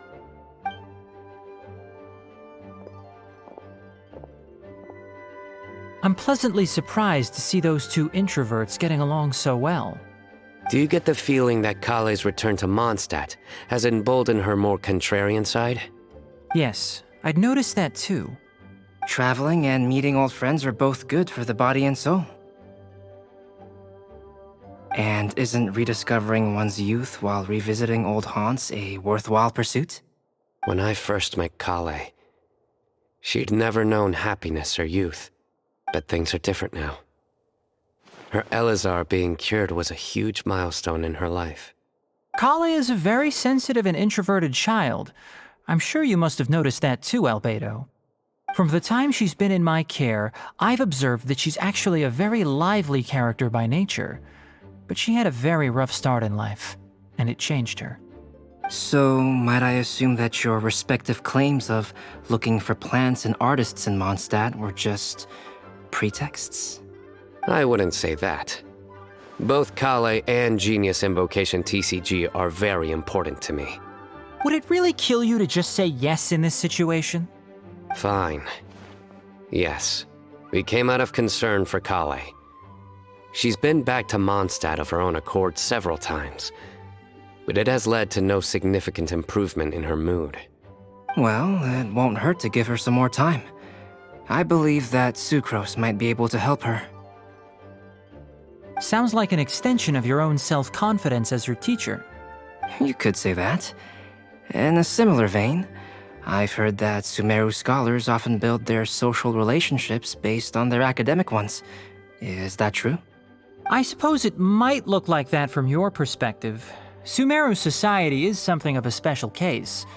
The reason it is known as the City of Learning is because all of its resources are in some way linked to academia. As such, academic resources equate to social capital. It is not unheard of, for example, for people to build a family in order to pursue further studies. But the relationship between the three of us is not an academic one turned social. We've never even worked on a paper together for starters. Oh, so the academic paper is the nexus of the academic family. Interesting. I would think of us more as siblings. An equal and pure relationship, unaffected by academic considerations. As much as I'd prefer not to admit it, that statement is not inaccurate. I can understand that position. I have a younger sister myself, and it's only natural for me to be protective of her. What you described fits the idea of a city of learning, as I imagine it. The family is where all social relationships intersect. As such, a family founded on common goals may actually be more stable. By the way, who's the eldest between you? Let's not go down this rabbit hole, please. In terms of age, I'm the eldest, of course. He just doesn't want to admit it. But your mental age is younger than that. I dare say even by enough to be the youngest sibling. Perhaps I could bring Kale into this happy family to be your elder sister. No. You will never see me admit to being the youngest sibling. Except perhaps as a last-ditch effort to turn the tables in a game of cards.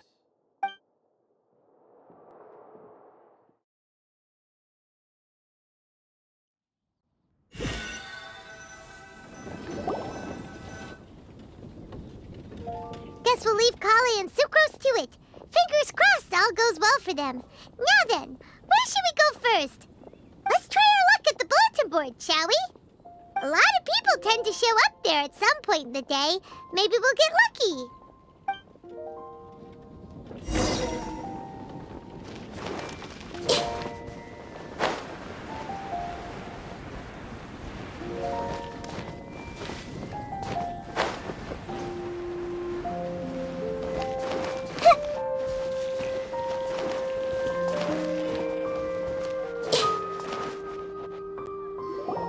Nice! Just as we hoped! There's a load of people here. Huh? Even Lisa's here. Hey there, Traveler and Paimon. It's been a while. How have you been? We've been doing pretty well. You look surprised, cuties. Is it because of me? Teacher is not at the usual place.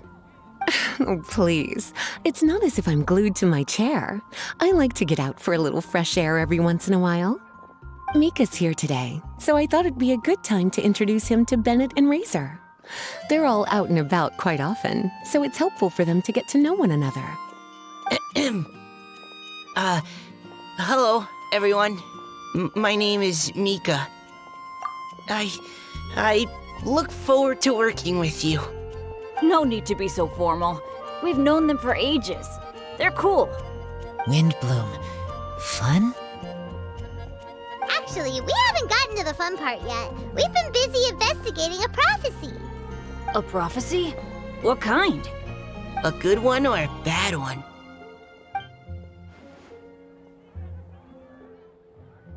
Gosh, that all sounds quite fascinating. I can't believe I made it onto your list of names. You really think I'll be able to help? Believe in yourself. Right. Believe in yourself. You're a first-rate adventurer, Bennett. Okay, then in that case, I'll step up and present my thoughts on the matter. Except I forgot I'm not really good at organizing my thoughts. Oops. Oh, there's no need to tell us all of your thoughts right here and now. Sucrose said she'll put a mailbox next to the crafting bench, so you can just write down your thoughts when they come to you, and drop them there. A meticulous and efficient plan. Yep, that sounds like Sucrose. I will think also. Give me some time. You still have other people on your list that you need to go see, right? We should leave you to it. Don't worry about us. We'll drop off our letters at the mailbox as soon as we're done. Okay, bye for now. Let's head over to Star Snatch Cliff next. maybe we'll be able to find some people there. And even if we don't find any familiar faces, you can see really far from up at the top. Maybe we can find people that way. Oh, you're working so hard. Do be sure to get some rest when you can. If you get tired, you know you're always welcome to visit me for a break and a cup of tea.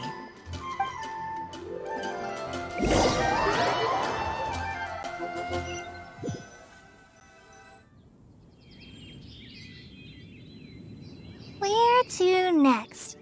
Let me check my notes. Huh, this way. Got it. Kale, please follow me.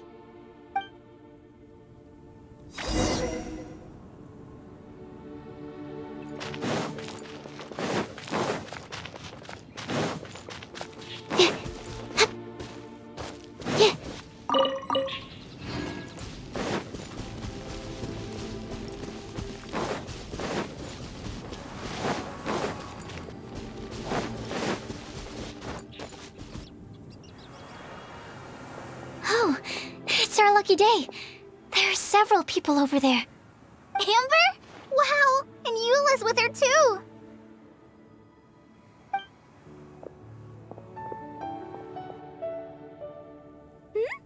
Oh, it's Sucrose! And Klee also spies the girl with the long scarf. Kale, we were just talking about you. Ah, right, I don't think you've been introduced to Noelle before. Kale, this is Noelle, maid of the Knights of Favonius. Nice to meet you, Kale.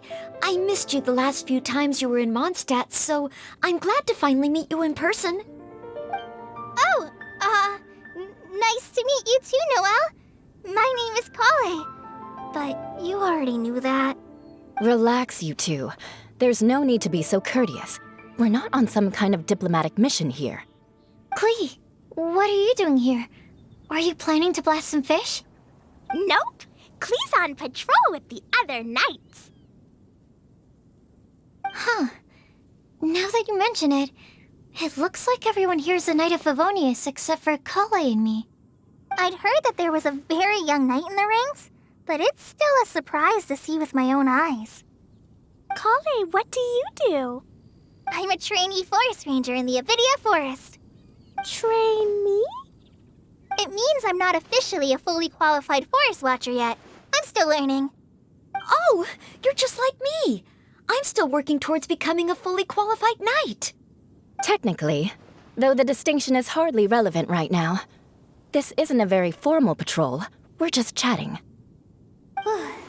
Don't panic, Kale. Just pick a topic and join the conversation. Don't panic. Whatever you do, don't panic.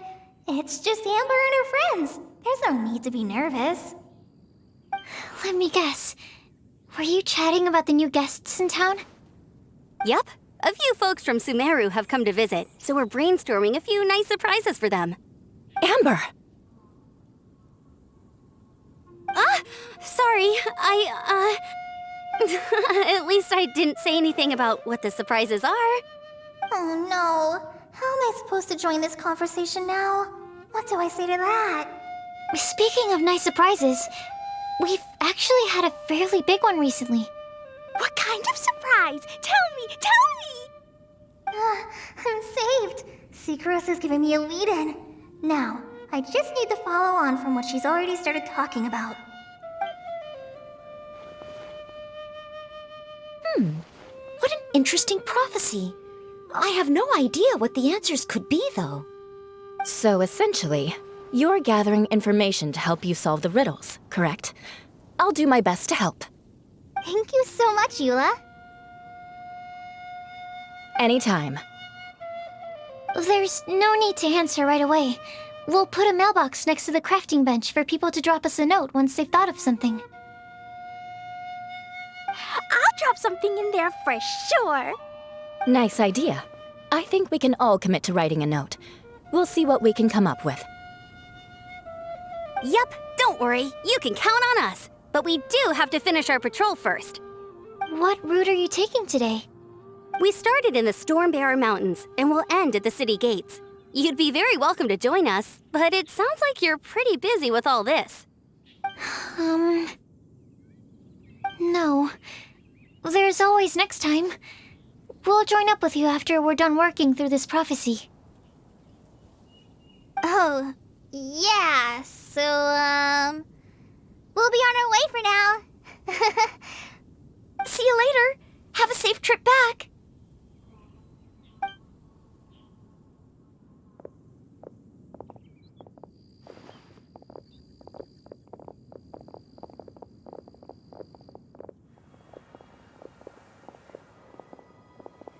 Are you okay, Kale? Was it that obvious? No, not at all. It just looked like you had something on your mind. So that means it was obvious. Whatever's bothering you, you can talk to me about it if you want. I'm happy to help. Thanks, Sucrose.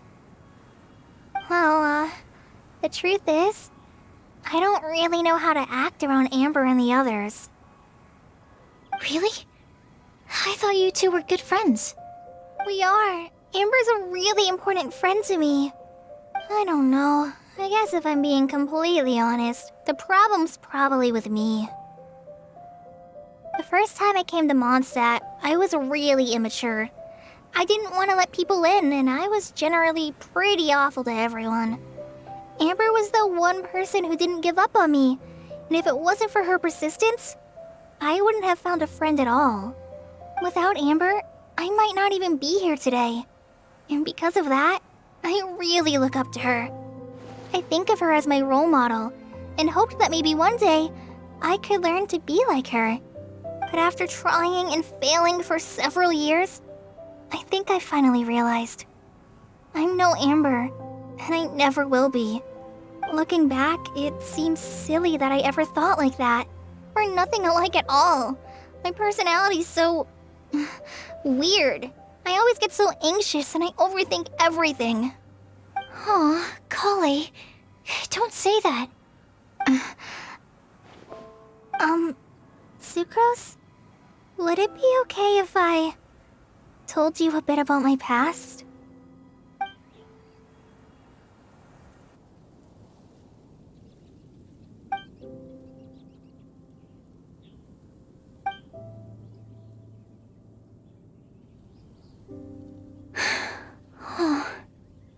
I already knew bits and pieces about her, but still, why did she have to go through all that?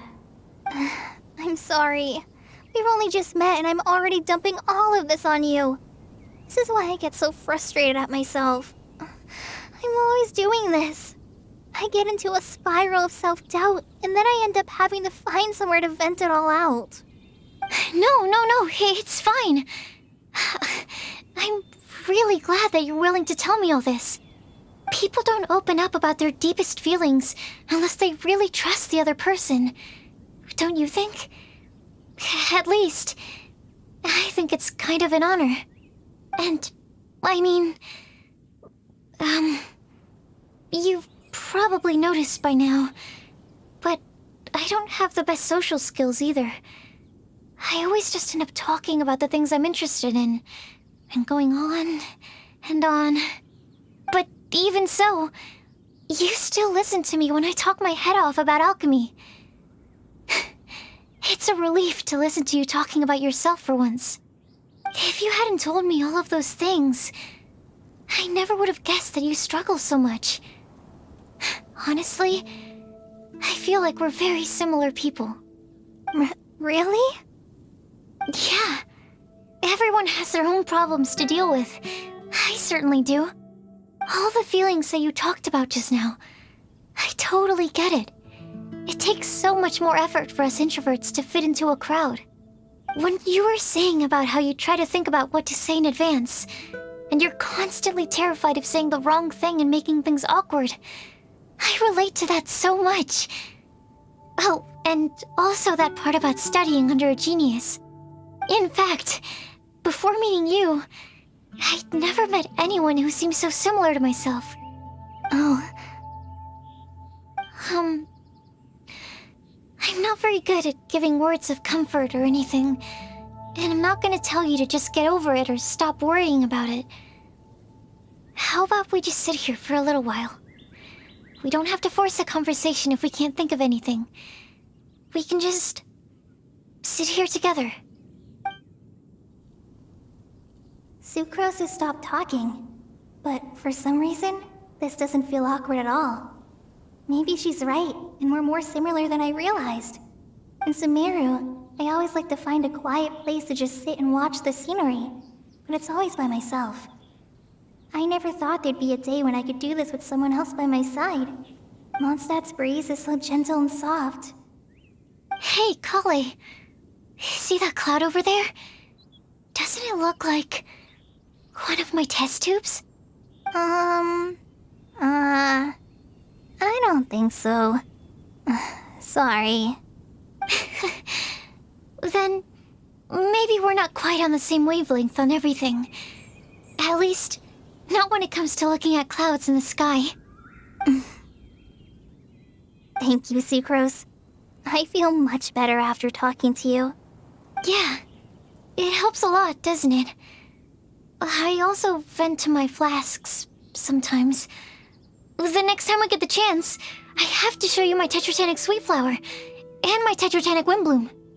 Your Tetra... what? 2 of my favorite things I've made. They're really cool. I think you might like them.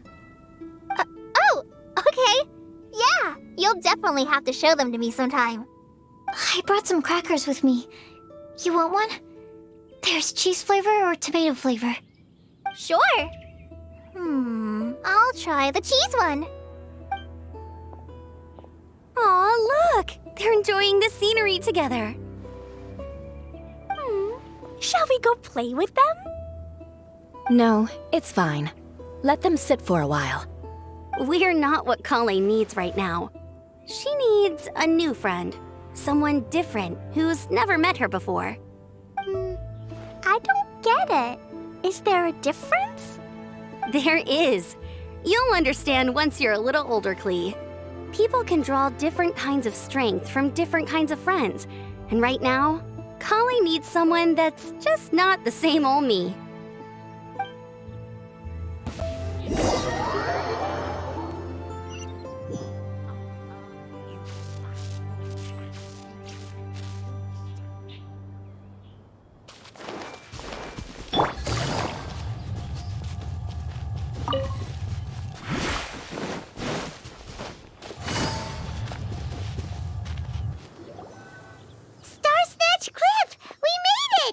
Paimon hopes we find someone we need here. Help! Oh, I beg you, please don't let go! Who's that yelling? Let's hurry and take a look.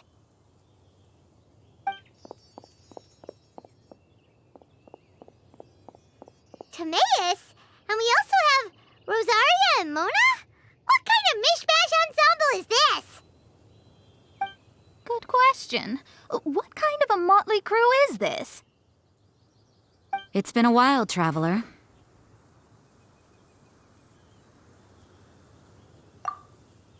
You two are looking pretty good. I trust you've been well. Yep, we're definitely faring a lot better than this poor guy on the ground. Hey, please don't rub salt in my wound. I really have been trying my best. Oh, you're one to talk. If this sister hadn't grabbed you in time, then you'd have been seriously hurt, if not dead. I know. I really am grateful, miss. I can't thank you enough. Don't mention it. Just lending a hand. Quite literally. And had she not lent him a hand and pulled him up, he would have gone tumbling down the cliffside. What happened? Did Timaeus almost fall off the cliff? Well, so what actually happened was I came to Star Snatch Cliff today to pick some flowers and ran into Mona on the way. She took a look at her scry glass and advised me to turn back because it would be dangerous. But you still came up here anyway? Yes, I did, because there's something I just had to do. Oh, I hardly think giving flowers to your crush is worth throwing one's life away for. It's rare to run into someone with a death wish in this area. I don't have a death wish. I just... didn't think it would really come true. I mean, when Mona said it would be dangerous, I thought I'd be fine as long as I watched my step cautiously. I'm sorry, okay? I was wrong. I'm telling you, I'm just here chasing the love of my life. Love-struck Mondstadters is what the Windblume Festival's all about. Okay, that explains you. But why is Rosaria here? I was looking for a quiet place to escape the crowds. I wasn't planning on having to save a life along the way. So that's why the scryglass just showed danger instead of fatal danger. Very funny. Anyway, Traveler and Paimon, what brings the two of you to Star Snatch Cliff? Just trying our luck. We've got a lot of people we need to see today, so we've been all over the place. Actually, you're some of the people we were looking for. Huh?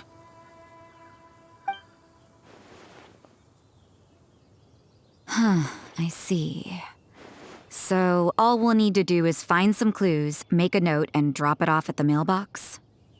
I can't believe there's a prophecy like this, let alone that I have a part to play in it. Oh, I guess this means everyone will find out about my crush now.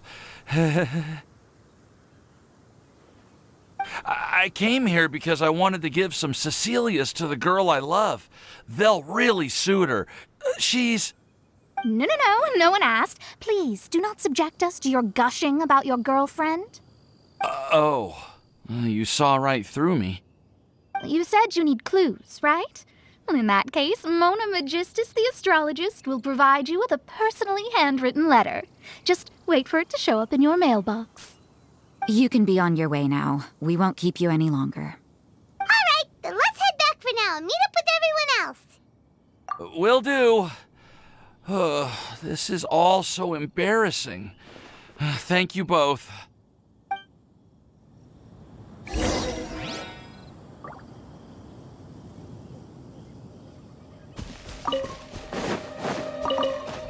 Take it easy.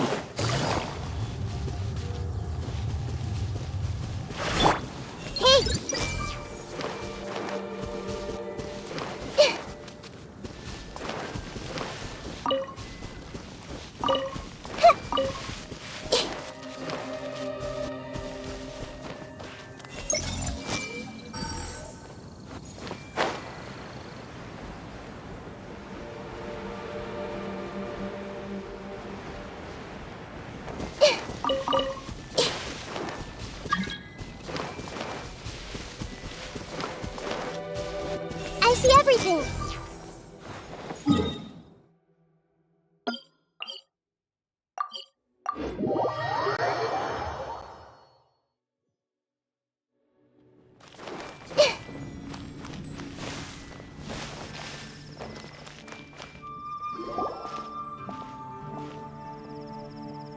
We're back! Oh, but it looks like you two beat us. Welcome back. Did everything go well? Yep, we managed to find and talk to everybody.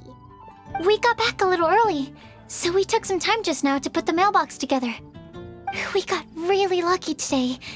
The vendors were feeling super generous, so we didn't even need to pay for the materials.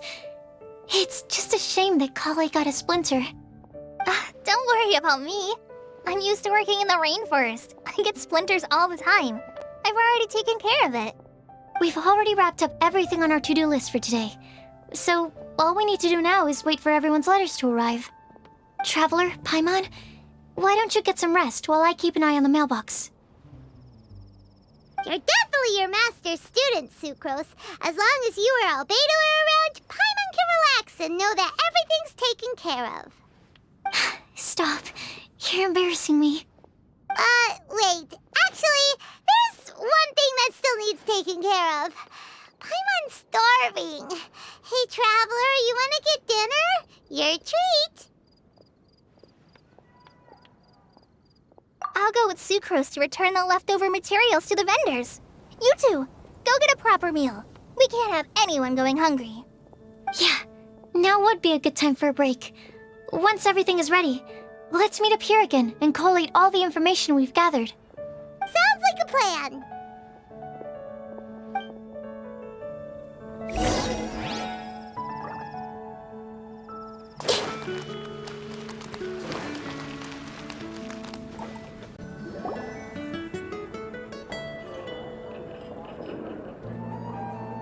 Paimon will have this one, and this one, ooh, and this one. Hey, Paimon's really hungry! And don't forget, Paimon's also ordering for you, too. It's not like Paimon's gonna eat everything by herself.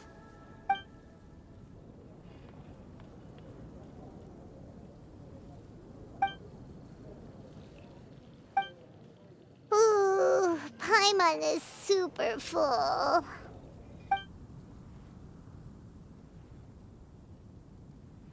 Is everything packed up and ready? What do you think about meeting up at 5 to go to my house? Yes, everything's ready. I've packed some great wine and smoked ham. Oh, your parents will love it. Ham? Look, we've known each other for quite some time now. Don't you think it's been long enough for you to remember that we only eat bacon in my house?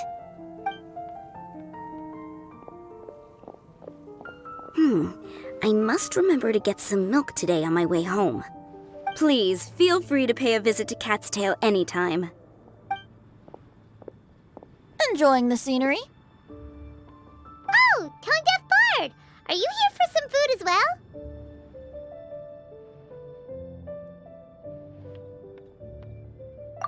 Oh, I can put something on your tab? Well, that's a pity. I already had a few drinks before coming here. I shall take you up on your kind offer another day. There should be no shortage of opportunities in the future. Anywho, you should be getting ready to thank me. I come bearing good news. What kind of good news? Behold!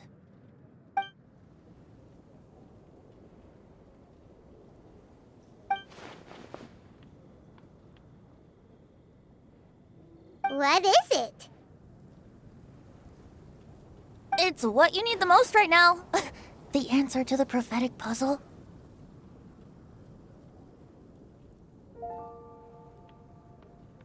Simply head to the location marked on the map and you'll find the lantern you've been looking for. However, if I were you, I wouldn't just go and reveal the secret right away. As you've seen, a lot of people have been laboring hard to uncover the answer. A secret is like a well-aged brew.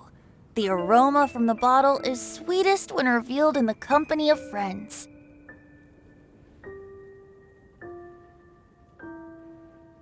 Then it's settled. I'll leave you to your business for now. Feel free to find me for a chat again once you're done working through the prophecy. Also, if you have some time, we could organize another fast-track love poem class. Oh, you're starting that up again? I sure am. Nobody else has signed up this year, though, so the duty to learn falls on you. Anyway, see you later. Benty always looks so relaxed whenever we run into him. Paimon can't help but be jealous. Excuse me, if you don't mind, could I chat with you for a moment? Oh? Who are you? You may call me Scarlet. Just like you, I'm a traveler visiting Mondstadt from another land. Mind if I buy you a drink?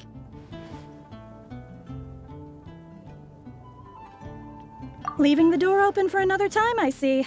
I can tell that you've dealt with a lot of people during your travels. You can tell? Well, we are very experienced adventurers after all. I can. That's why I tried to strike up a conversation with you in the first place. I was on my way to go shopping earlier when I overheard your conversation next to the crafting bench. From what I could gather, you are trying to investigate a bizarre prophecy? Yep, bizarre is definitely the word. Don't you think it sounds just like the kind of story that would happen in Mondstadt? Anyway, that's why I wanted to ask you a favor. If and when you manage to unravel the answer to the prophecy, could you let me know what it is?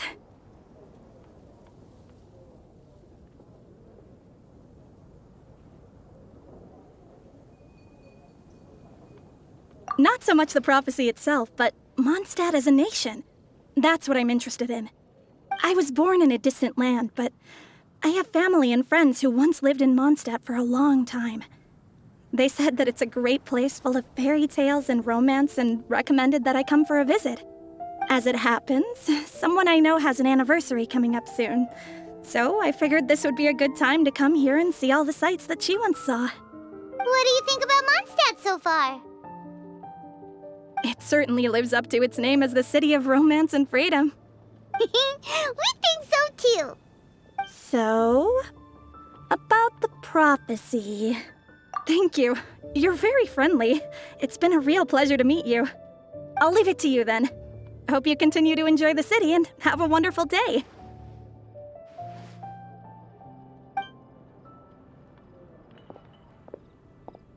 She definitely isn't dressed like a local, huh? Where do you think her hometown could be? Please find me a flower that is not of this world, and a guide who will never get lost. Find me one who would never lie, as well as a legend that never ends.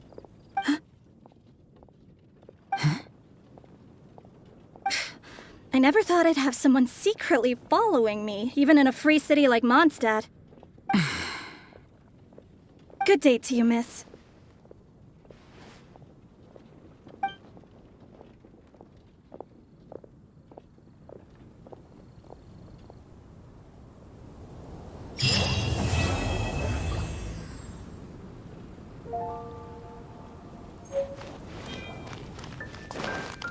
It's been quite busy.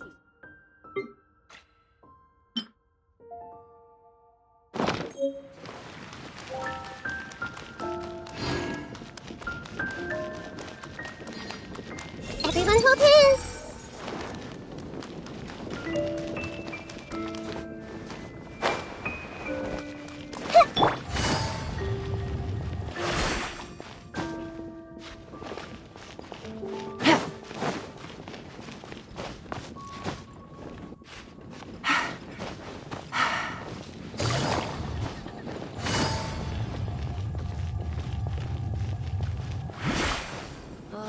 That doesn't sound very good.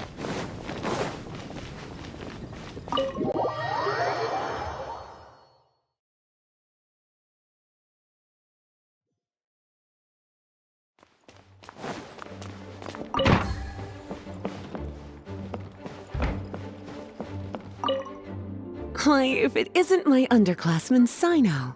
What a pleasant surprise it is to see you in Mondstadt during the Windblume Festival. Greetings, Lisa. Though I'm sure you've been aware of my presence in Mondstadt for some time already. Oh dear, looks like you've seen right through me. But I was in no hurry. I knew we'd see each other sooner or later. Yes. It's just as Professor Cyrus said. Shared aspirations always have a way of bringing people into each other's orbit. He always has such a poetic way of wording things. I suppose that's the one respect in which I've taken after him. While in your case... Yes, it's his wit and eccentricities that have left their mark on you. I'm not sure that describes me very aptly these days, given that I'm now the General Mahamatra. Still, if we're going to talk about ways with words, I think my deadpan humor is far superior than our professor's. Is that so? Strange. I heard that you're just Sino the Adventurer when you're in Mondstadt. You make a good point. What do you think of Mondstadt during this time of year? It's quite nice, isn't it? Yes, it's very nice.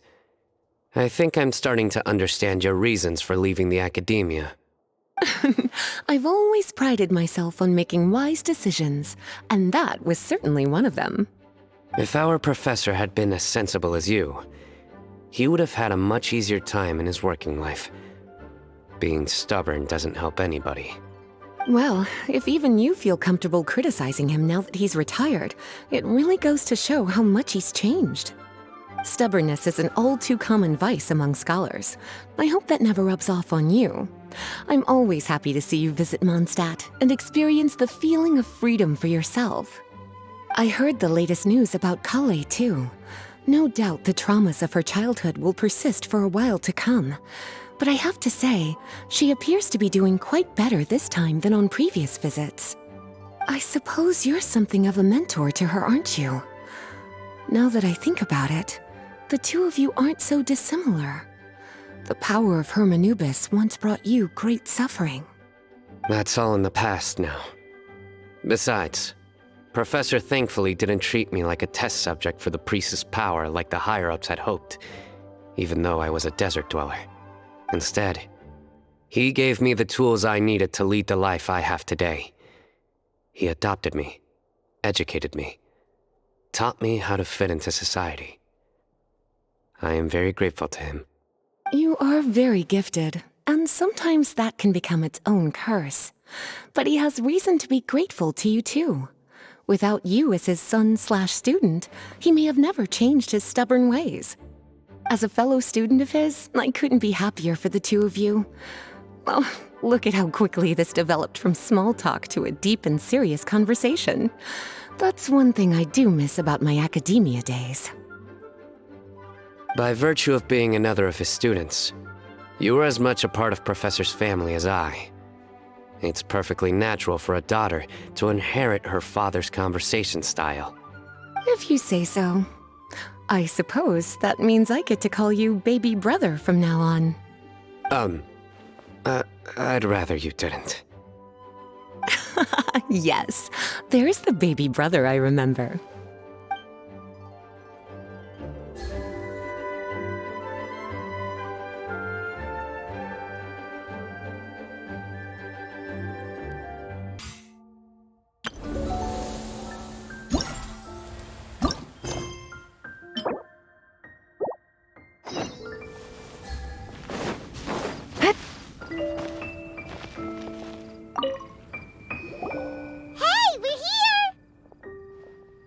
Traveler, Paimon, great timing.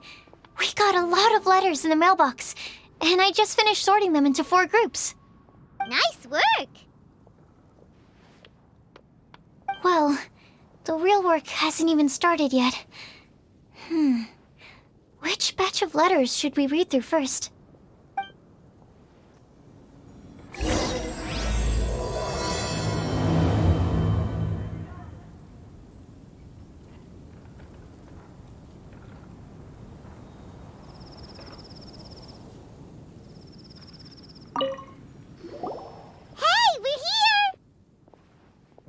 Traveler, Paimon, great timing. We got a lot of letters in the mailbox. Nice work! Well...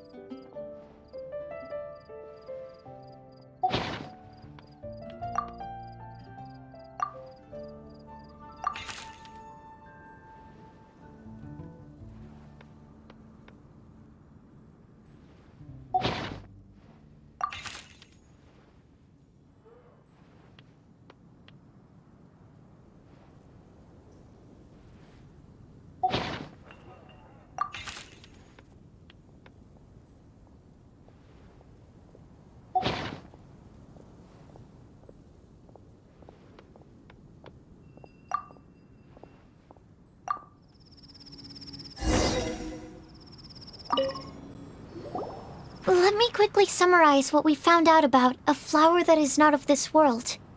Tainari believes that on closer examination it might be logically paradoxal, while Albedo says that his answer would be better discussed at length in person. As for my answer, I think a clock in the shape of a flower would constitute one that is not of this world. Here's what we've gathered regarding a guide who will never get lost. Mona said that she'd like to join us in uncovering the secret behind the prophecy, while Bennett suggests Fischl, Mona, or the Traveler as potential candidates. Mika didn't submit much, but he did draw a vegetation map for Master Tainari and wrote up a dragon spotting calendar for Saito. Amber also wrote in. She said that she sees herself as nobody's guide, but everybody's friend. As for one who would never lie, Rosaria removed herself from consideration, but both Razor and Sino are willing to support us in our search. Timaeus seems to have forgotten to write to us. And finally, this is what we've gathered on a legend that never ends. Klee said that her mom has a number of friends who like to write storybooks. Lisa believes that legends live forever in people's hearts. I think that for a legend to be never-ending, it has to be filled with hopes and dreams and actively passed from one person to the next. So, what are the answers to the 4 riddles then? You're really smart, Paimon. I bet you can figure it all out in no time. Or, let's all share our thoughts on what we think the answers might be.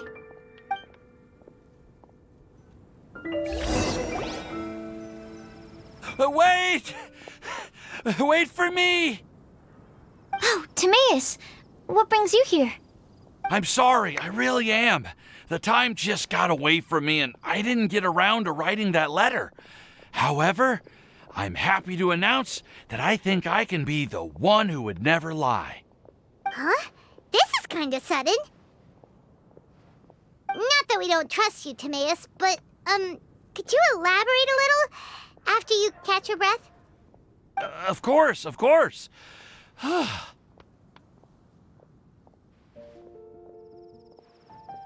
Do you still remember the time I, collaborated with a certain Miss Ying-ar?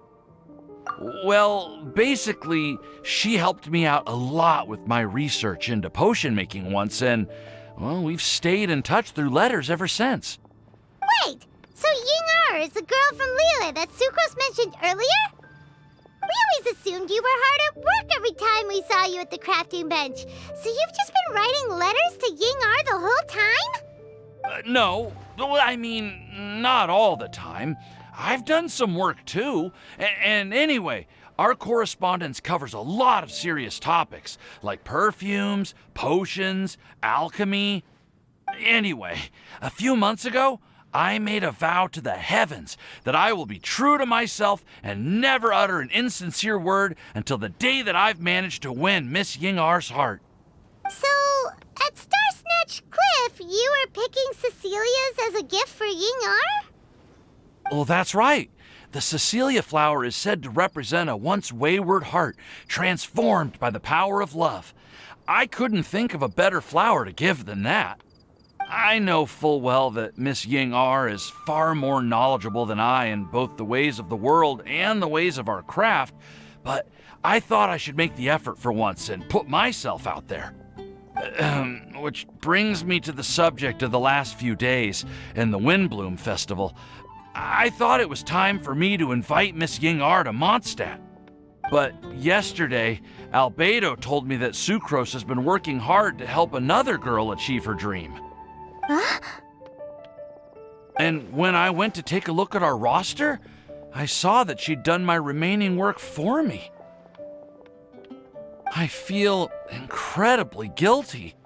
I've been spending all of my time in my own fantasy world while everyone else has been bending over backwards to help other people. How could I ever hope to be worthy of Miss Ying-ar's love if I'm so selfish? Oh, Timaeus. And that's why I've decided to join you. But then what about Ying-ar? Yeah, haven't you been planning this for over a month now? You said you were gonna invite her to Mondstadt. Well, yes, I did mention in my letters that I'd like her to visit, which is why I just sent her another gift with my hand-picked Windblooms, along with a handwritten letter. I explained that a matter of great importance has presented itself to which I must devote my full attention for the time being. As soon as it's resolved, I'll make haste to Liyue to pick her up in person. I made sure to package the gift and letter with the greatest care. All I can do now is hope that she'll understand. Point being, please know that I sincerely want to support you in this endeavor. Plus, I think I'm an honest person. As far as I recall, I don't think I've told a single lie in my life. Well, you certainly convinced Paimon with that speech. Don't worry, Timaeus. We won't let your determination go to waste. Thank you, Timaeus. Ah, thank you, everyone. I promise to do everything I can to help.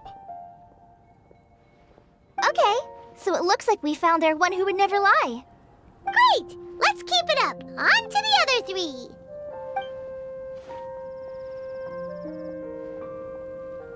Okay, Paimon will do the honors. Ahem. We have with us here the flower, the guide, the legend, and Timaeus. Huh? Why did you only say Timaeus' name? You should say my name, too. All right. We also have Klee. That's me! With Klee here, this all somehow feels like we're getting ready for a field trip. There's nothing wrong with a more relaxed atmosphere, is there? Of course. We will soon see if my hypothesis has any merit. Actually, I'm still feeling a little nervous. Me too. But weren't you all fired up just a moment ago? Yeah, you're right. Okay, let's do this. Actually, I'm a little worried too. Deep breaths. Deep breaths. I know what you're feeling. Saying anything becomes so much harder when there are so many people watching. Well, does anyone know the exact location of where we're headed, or should I do a reading on my scry glass? According to the prophecy, once we've figured out the answer, we should test it at the Lantern of Utmost Joy. Wait, but where is this lantern? Oh, we know something about that. What?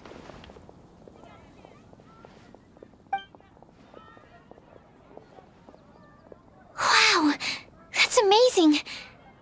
You really know how to do everything under the sun. Then we'll let you lead the way. This is it! We're off to find the sacred location of the Lantern of Utmost Joy!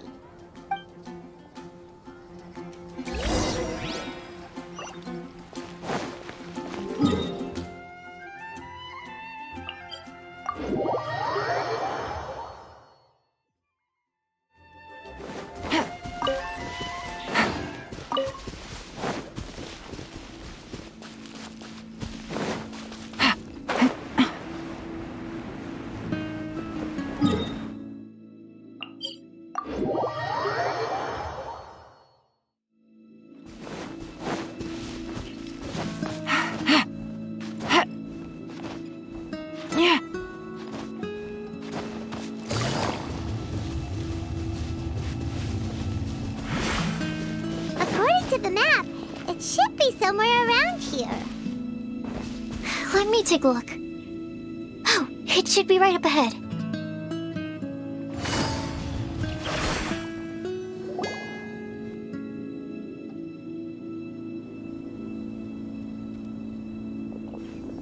Aww, I don't see any lanterns here. Now that I think about it, the prophecy didn't say anything about what the Lantern of Utmost Joy actually looks like, right? Maybe we've overlooked something? Traveler, are you trying to figure out something else from the paper?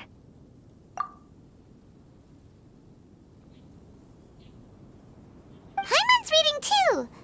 Huh? It says to look up. But there's nothing above us! The wind didn't trick us, did it?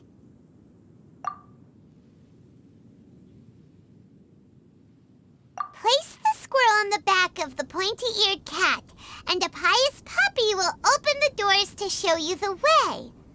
Huh. Paimon read the whole thing out loud, but nothing's happening. Look! Look! The wind is blowing! What a strong wind current. Let's ride it up and see where it leads us. Huh? We'll have to fly up there? Can someone carry me with them?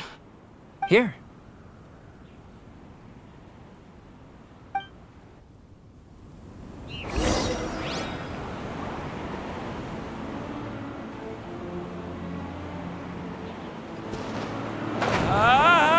This is the first time I've ever flown like this!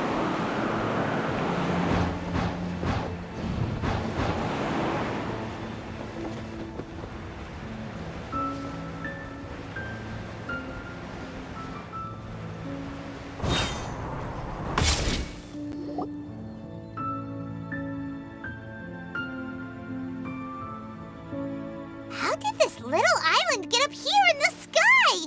Did somebody make it? Just to be safe, I've been jotting down our entire route here. This way, no one will get lost. Oh, good thinking, Kale! Huh. Who would have thought we'd find this kind of table here? Weird. It's almost as if someone was holding a tea party. I never would have guessed that such a place could exist. Right above Mondstadt, too. Wow, look at that pretty lantern on the table. There's even a chair for each side of the lantern, too. There seems to be something on the back of this chair. Let me have a closer look. Take your seat, present your answers, and you shall reach enlightenment. Well, as far as instructions go, I guess that's simple enough. So we just need to do as it says, right? Wait a second. Huh? What is it, Albedo? We'd better make sure this place is safe before taking our seats. Everyone, please stay clear for a moment. Well, all our questions and doubts aside, the scenery here is pretty amazing. It'd be impossible to feel stressed here. How is everything, Albedo? Everything seems to be fine. I didn't find any traps or suspicious mechanisms, but I also couldn't find any overt destructive devices. Huh? What do you mean?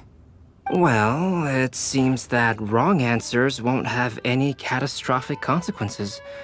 Looks like we'll have to sit on these chairs and fulfill the prophecy. Everyone, I would like to suggest that we try some risky answers on our first attempt. Let's reserve our most confident answers for the second round. That sounds kind of smart, but why? I get what he means. If we do as he says, then we may be able to figure out how the puzzle works. I see. That makes a lot of sense. Mona, is there something wrong? You're not looking too good. Oh, are you hungry? I brought some snacks. Thank you for offering, Klee, but that's not quite it. While Albedo was checking just now, I gave my scryglass a spin hoping to find some information. But there's a strange aura to this place. It's almost as if someone has been staring at me as soon as we stepped foot in here. But if nothing here has actually been physically tampered with, then no. Could that person be?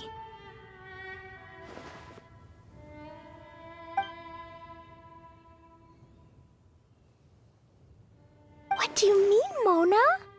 Who could it be? Never mind. It's not like I've got any proof. Don't leave us on the edge like this, Mona.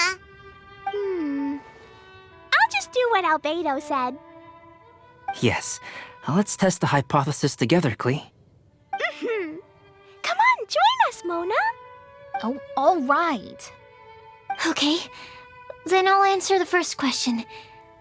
If someone were to ask me to find a flower that is not of this world, You can do it, Sucrose!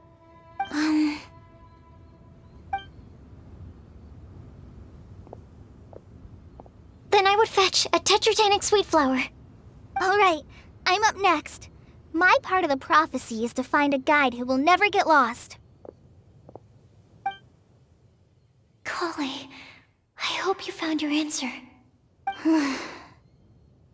My answer is that I will be that guide. For a long time, I have been guided by others. It's taken me a while, but I finally made it to where I am today. Although I still haven't made a name for myself, and I'm still quite immature, I would still like to put my name forward. Because I would like to become a guide that can help others. I want to help others the same way Amber, Master Tainari, Sino, and everyone else helped me. Now it's my turn to pass on the gift that I've been given. All right, it's up to me to answer the third part. I'll submit myself as one who would never lie. Although I've never really had any other virtues or talents, I'm confident that I've always been an honest person. I'd like to thank everyone, too, for giving me this opportunity to validate myself. And last but not least, I will answer the final part of the prophecy. There's no tale more befitting the title of a legend that never ends than our fates as human beings. Wait! The lantern just lit up! Whoa! All 4 sides of the lantern are glowing! Huh? But...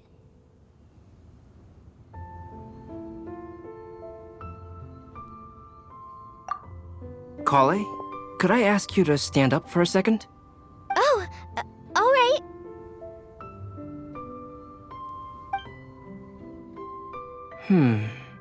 Huh? What's going on? Why is it lighting up regardless of who's sitting in the chair? Didn't it say we have to answer all the questions correctly? It's pretty clear now, isn't it? We've just proven that there is no right answer for this prophecy.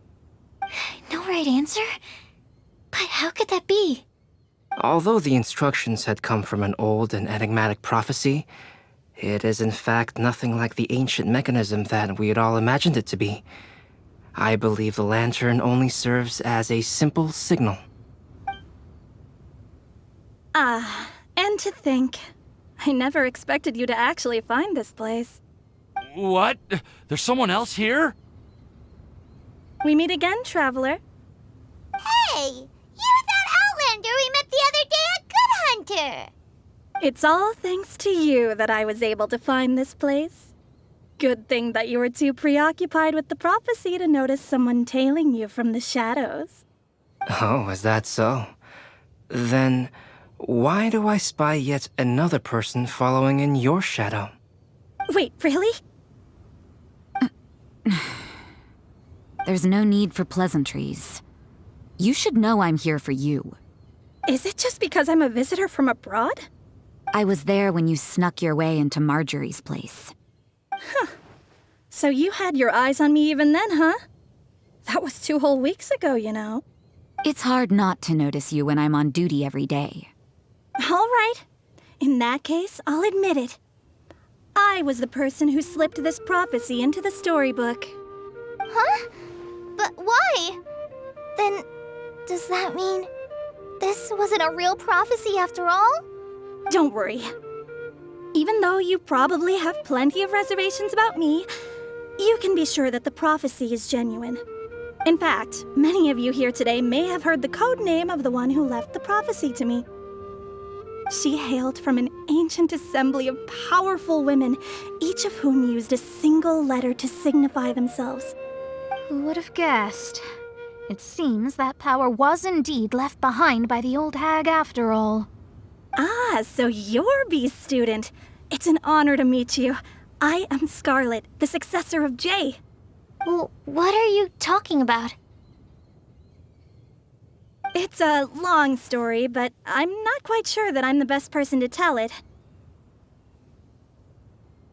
Since you've all spent so much time and energy trying to decipher this prophecy, you must also be very interested in the secret behind this lantern, no? The lantern has already been lit. Now then, please allow me to disturb your happy peace. Huh. Why did this little thing just light up? How strange. Hello? On the other side of the lantern. Can you hear me over there? Mom? Oh, I hear many youthful voices. Madam, I am Scarlet, the successor of Jay. Oh, since we've last gathered, Jay's successor has already become so reckless and bold. Unbelievable. Wait. Why are you talking just like the old hag? Old hag? Who would dare say that? Is that Mona? Who are you? Who dares imitate my master? And what of imitation and mimicry? It has always been a fool's errand to mimic and learn from humanity. Oh, Dallas, I'm here too. Mom, why are you trying to talk like other people? So I see everyone's here. Well then, my warmest greetings, everyone. Miss Alice, why would you... Well, it's been many years since this lantern last lit up. You can't blame me for thinking that one of the old friends from my youth may have decided to catch up again. Why she sounds so coy all of a sudden? And if I recall correctly, we left this lantern in the care of the Animo Archon Barbados. You must be commended for uncovering an artifact entrusted to the god of wind himself. Tell me, are you sitting around my beloved tea party table? It's a really long table. Oh, so you are. I suppose this means even the Animo Archon has granted you entry to this place. Was all of this Scarlet's doing? Wait. Paimon's completely lost now. So what was this assembly you were talking about earlier? Oh, Miss Alice, would it be all right to leave the explanation of that to you? Well, you should be rewarded for making it all the way up here and activating the lantern. Now then, let me tell you a long and ancient story. Ever heard of the Hexenzirkel? As the spooky name suggests, it's a secret society. Once upon a time, it even challenged the Animo Archon himself. But he replied, "Let us make music, not war, and resolve our conflicts through song." From then on, the mages would only ever convene in the woods, in the skies, or on the edges of cliffs. At these tea parties, they discussed their stories and secrets and resolved their differences, as the tea and cakes bore witness to their pledge never to fight amongst themselves. Yesterday, I snuffed out the life of my beloved. He had grown old and was extremely sick. He loved me dearly, so I took his fate in my hands and ended his pain. I'm raising a son. Of all the children I had, he's the only one left. But I suppose that still makes me a mother. My lifespan is nothing compared to yours, so I wish to leave you with my storybook. Actually, maybe you can pass it on to your children one day. Oh, this looks interesting. Let me scry. My dear sisters, we mustn't let prophecies threaten our bonds of friendship.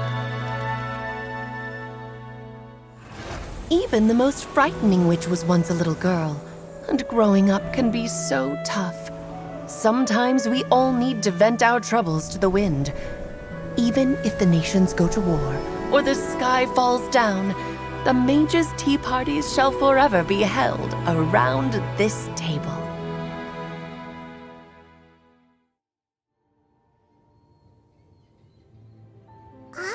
So this is where the legendary mages held their meetings. That's right. We often met here to chat and have tea. Then, what about the part saying that if we light the lantern of utmost joy, we'd receive a supreme blessing? About that. I never expected anyone other than Jay to actually read the full contents of that prophecy. It's a little embarrassing. The truth is, that prophecy was actually just a letter that we sent to Jay as a group the day before her wedding. So it was indeed written by all of you. I must thank you for resisting the urge to immediately reveal the truth to everybody, Albedo. Knowing you, you probably figured out everything the moment you laid eyes on the message. No, it took me a little longer than that. A flower that is not of this world, a guide who will never get lost, one who would never lie, and a legend that never ends. These 4 descriptions signify 4 individual mages. When a member of the organization had to leave the group to spend the rest of her days with her beloved, the other mages would write down this prophecy and send it to her to invite her for a final get-together. A flower that is not of this world signifies, of course, flowers that do not naturally exist in this world. This is the signature of our full name, Rhine-daughter, also known as Gold. If there's anyone in this world who could create a flower species that does not yet exist, it would be her. The guide who will never get lost is N, otherwise known as Nicole. You may not have encountered her yet, but she is a truly extraordinary woman who has made this world's direction and order her subject of study. Some of you may be fortunate enough to have already heard her voice. Like a prophetess, she will only speak to guide people toward the truth when a change has occurred in the world. She has a tendency to suddenly speak in someone's mind without any warning.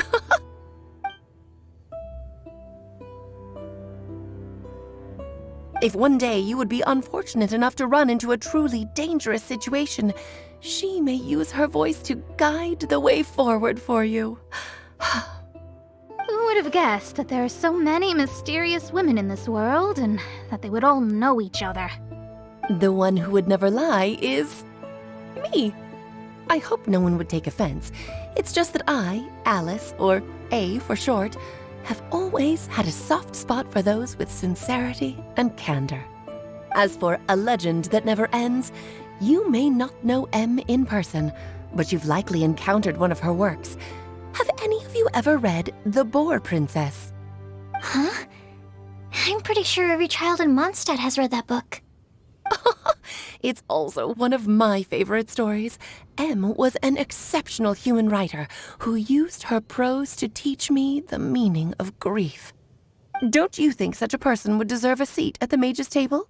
Paimon's getting more and more lost. It may sound hard to believe, but I can attest to everything that Alice has said. Jay was also a mortal who aged and passed on, leaving her title to her students and followers. Alice, you've never acknowledged any of Jay's successors. It's now been centuries since the first of us took on her mantle. I've always wanted to meet you. Do you also want to become a mage? Title aside, I think I'm more interested in the meaning and purpose of the Hexen Circle. I used to think that the Hexen Circle was a group of women who could control the very fate of this world. But now, I've seen for myself that besides Jay, many other ordinary people were also among you. Do you think less of us now? No, not at all. My interest has been piqued, and I'm now even more drawn towards the idea of becoming a mage. You're right. I've never acknowledged any of Jay's successors, but you are different. You are much more fascinating than any of your predecessors. Oh, has someone finally piqued Aunt Alice's interest? Now is not a good time, Scarlet, but as soon as I am able, I will seek you out for a meeting. I want you to tell me all about Jay's married life back in her hometown. So the mage who received the prophecy letter from all of you was Jay? She left the Hexen Circle after getting married? Precisely. There was only one way the letter could have been interpreted. She would have known what we meant as soon as she saw the message. We were just asking one thing of her. Please come to see us again. Before you go and settle forever with your happiness, please come share some of it with your best friends and sisters. So, the Supreme Blessing actually meant...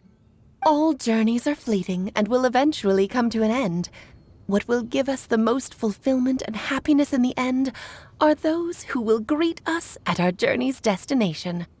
Dear child, I believe you can also understand what I am talking about. We women will always have many troubles and encounter pains and frustrations that will keep us up at night. But no matter how hard things may become, we will cross mountains and oceans to see our best friends again, regardless of how many years have passed or how far the distance may be. As long as we can be with our beloved friends, our hearts will be filled with joy. To us mages, that's what being supremely blessed is all about. Oh. I still don't get it, but I do know that all the mages are Mom's best friends.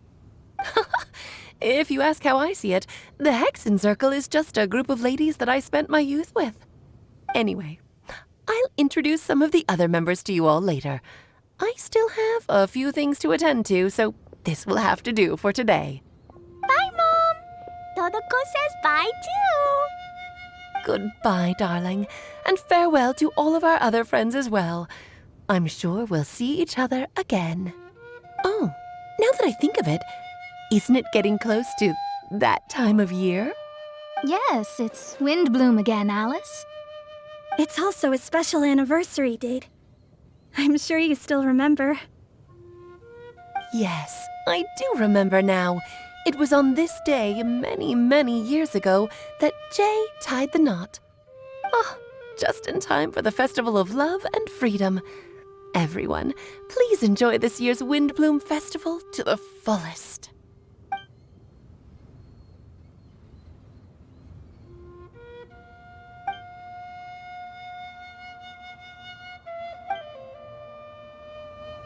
Whoa! Ah! Albedo! Why didn't you tell me we'd have to glide all the way back down?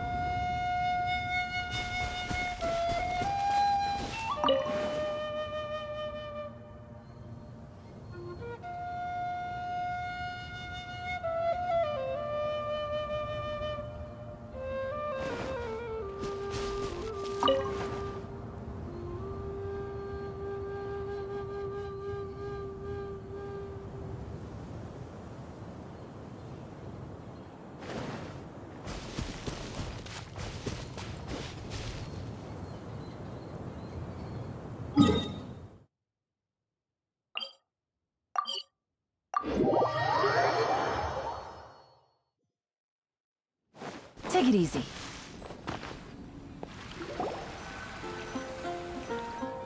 Oh. Are you okay, Timaeus? Maybe you'd feel better if you just, let it out. I'm fine. I'm just, a little glider sick, that's all. You may want to look into getting your own gliding license when you have the time. It might prove helpful to you. Okay. Sure thing. It sounds like you've still got something on your minds. Why don't you tell us? We're all happy to listen. It's nothing, really. It's just, well, Alice's story was really interesting and romantic. I won't argue about that. But still, the whole thing wasn't quite what I was hoping for. Of course, I didn't actually expect the supreme blessing to be real, but... Don't say that. None of this was your fault, Timaeus. Honestly, it's more on me for having agreed to be the Windblume Festival's special ambassador. Had I not asked for everyone's help... If anything, it should be my fault for finding that prophecy. Oh, no. I didn't mean to blame the two of you either. I just feel like this whole adventure didn't really end on a high note, and we also didn't really get anything out of it. But I'd say we still learned something new. Well, that aside, Timaeus, you still need to go to Liyue to apologize to Yingar, right? Do you want Kale and I to accompany you? Oh, Miss Yingar. Well, I mean, I just really don't want her to get mad at me. Now that I've come back to my senses, I really don't know what I should do. Hey, you three? You may want to look over there. Huh? Miss Ying-ar? Oh, so that's Miss Ying-ar? I've never met her before. Yep, that's her. And she actually came all the way to Mondstadt. I am so sorry, Miss Ying-ar, but how did you... I mean... Are you so happy just to see me? Of course I am. I'm so happy that, I don't, Sorry, I don't know what to say. I was ready to give you a harsh scolding, but now that I've seen you like this, I suppose I could let you off the hook this time. You said you couldn't come to pick me up because of a very important matter, right? Well then, of course I had to come and find you instead. Should we go see how they're doing? Oh, I wouldn't. You'll get hit by a forest boar if you interrupt a couple's romantic conversation. Oh, really? We'll just leave them alone then.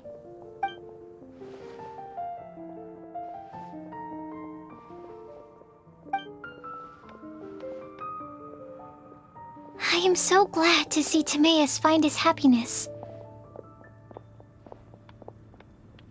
I have to say, I'm even more envious of you, Sucrose. You can be happy just to see others happy, and you gave me so much help without any expectations in return. Even though you said that we're very much alike, I still feel like you have a much bigger heart than I do. But if you say that, then I'd say I'm also nowhere near as brave or tenacious as you.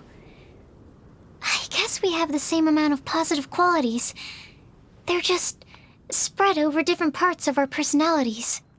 I've never visited Sumeru, or made many friends from outside of Mondstadt. I'm happy just to have met and become your friend. Maybe I'll get shy and flustered when I meet other people I don't know in the future.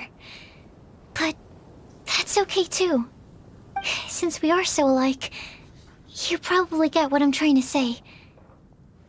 You just need to believe that all of your issues aren't really issues at all. But isn't it too late now for me to learn to accept myself? Well... Do you know anything about the blooming cycles of Cecilius? I may have read about that in a book before. That's a topic that my parents used to talk about back when they were still dating. Surprising, right? To think that people would talk about that while on a date. My mom brought it up at dinner one time last month. She called my dad the most boring man she knew, and said that he even turned up late to a date once, all with a smile on her face. But she also said that learning is just another part of life. It's never too late to start something, as long as you recognize that it's something good for you to do. Why don't you give it a try, Kale? Okay, I'll try my best. They are really having a great conversation. Paimon can't even find a moment to join in. I nearly forgot. This is for you. This texture. Are these seeds? Yep. I believe I mentioned my sweet flower research to you before. These are the seeds of the sweet flower cultivars that I've worked on. It's nothing too special, but they're the best cultivars that I've made. So, I really hope that you'll like them. They're super sweet and easy to grow and keep. I'm also submitting them as my Windblooms for this year. I wish that the Animal Archon could also see how lovely they are. Thank you. I'll plant them in the Avidia forest and take good care of them. Kale, please take these notes with you. I've heard that you've been working hard on your studies, so I've prepared some study materials for you at Sucrose's request. Feel free to look through them whenever you can find the time. Mondstadt's doors will always remain open to you. Thank you so much. Really, I don't know what to say. I'm just really happy. Ah! Sucrose! Now's your chance! Didn't you want to collect a breath of joy? You're right. I almost forgot. Kale, can you exhale once into this test tube? I will save this breath of joy and use it in my research. Oh, really? May I? Of course.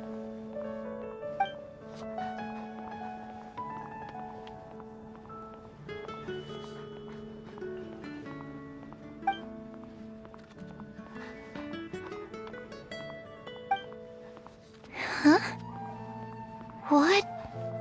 What was that? It was like a little cloud of happiness, and now it flew away. Well, luckily, there's still some breath left in the test tube. I'll seal it up for now. I'll keep working on it and let you know as soon as I have any breakthroughs in my research. Yeah, you can write to me. I'll be sure to respond as soon as I receive your letter. Oh, it looks like you found a new pen pal. Master Tainari! Sino! If your friendship was forged in a test tube, does that make you test friends forever? That's it. I think you've ruined Sumeru's reputation in Mondstadt beyond all hope of repair. All that matters is that I've enjoyed Mondstadt immensely. The dragon here possesses a majestic form. Oh, that reminds me. Traveler, this card back is for you.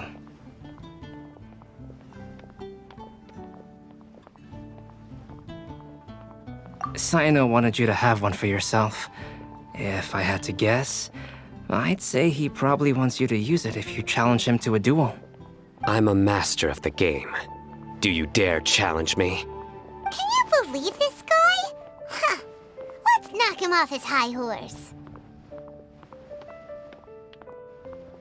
Wait! I've got something to give you, too. Huh? Kale has a gift for us?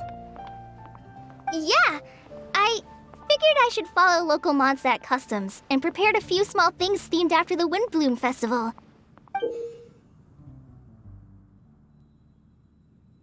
I made these bookmarks from Sumeru roses at the hotel. I want to give them to Amber, Master Tainari, and Sino. During Windblume, Mondstadters offer flowers to the people most important to them. You three are family to me. But Tainari said that we're not anything like an academic family. He wouldn't write joint papers with us. Well, in this case, we can consider ourselves as regular siblings. And that should be just fine. I agree. Oh, and here are some Padisara seeds as well. These are for the Traveler, Paimon, and everyone else from Mondstadt. Whoa, are these really for us? So, are these your chosen Windblooms? Mm-hmm, one of them. Both Padisauras and Sumeru roses are my Windblooms. Although they're not native to Mondstadt, they are the flowers that can best express my feelings. I want to give them to the people I feel thankful for. To those who I wish to accompany as we greet more seasons and future Windblooms together. The real blessing in life is when you are surrounded by people who you'd miss day and night, and who you'd want to see even if that meant crossing mountains and oceans to do so. I'm so happy to hear you say that.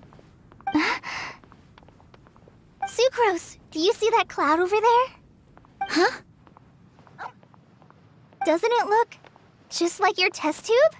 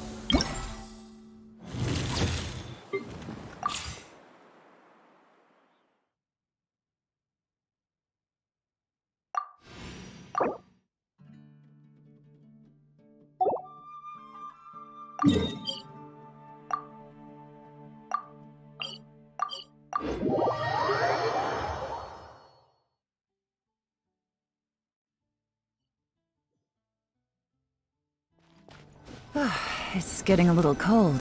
Time to bundle up.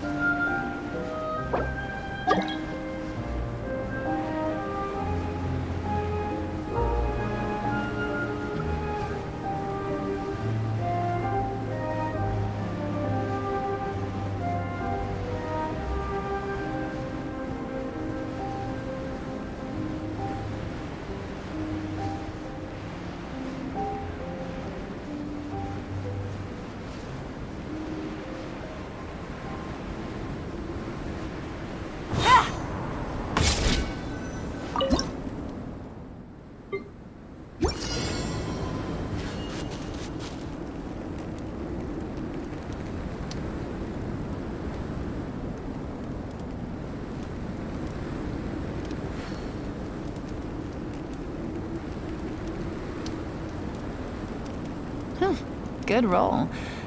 All right, maybe I'll take one more day off and knock out the rest of the work once I'm feeling up to it.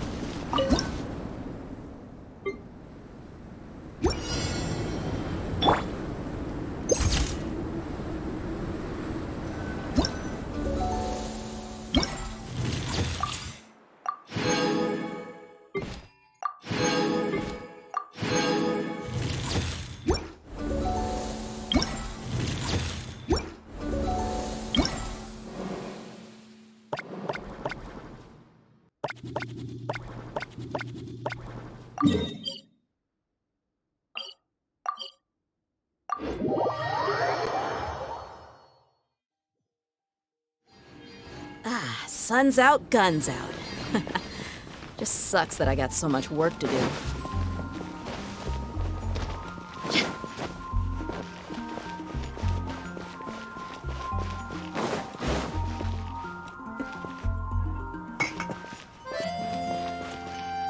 Well, what do you think? I trust you've enjoyed this year's Windblume Festival. I'm happy to see you find the time amidst your busy adventures to return to Mondstadt and celebrate the winds of freedom with us. And if you have a moment now, would you care to hear a new love poem I wrote this year? Allow me to recite it for you. This world has never seen such vibrant color. It bestows upon everyone a brilliant hue, a shade more ethereal than white, yet more radiant still than gold. It eases into your eyes and restores to light a solitary soul. Maybe a bit too somber. Maybe I should write another one on sweet flowers instead.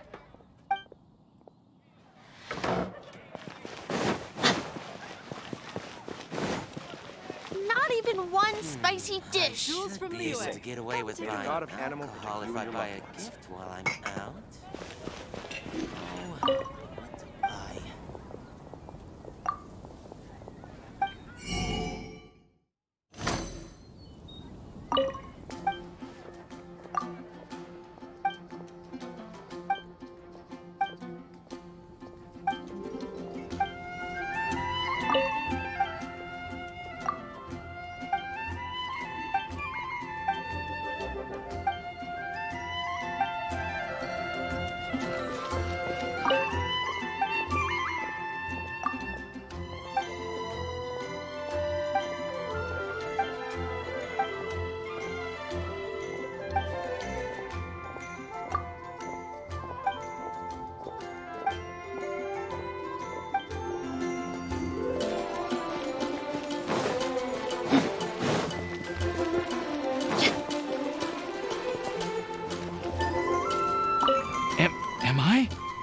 Am I dreaming?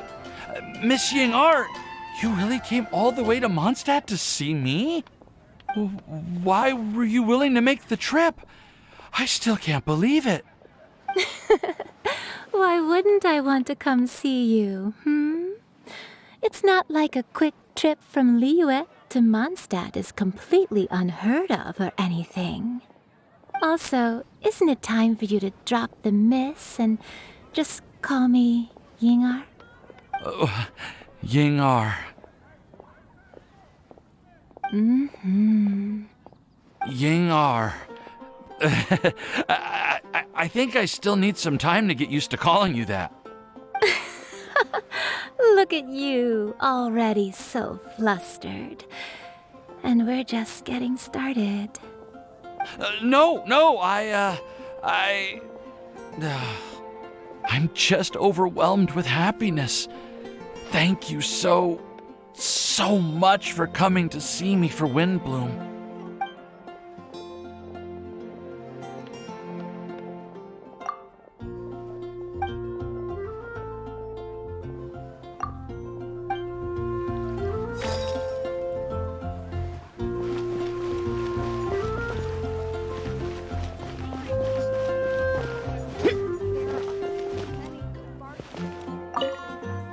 I quite like my new card back.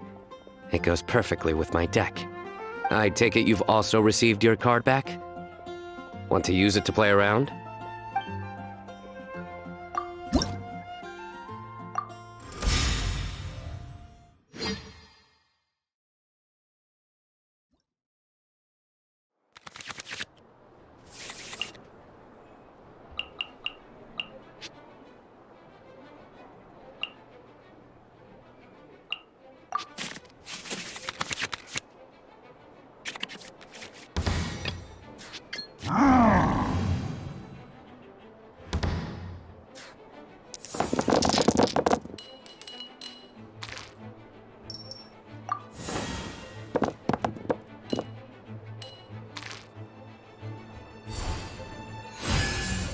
Your penance is due!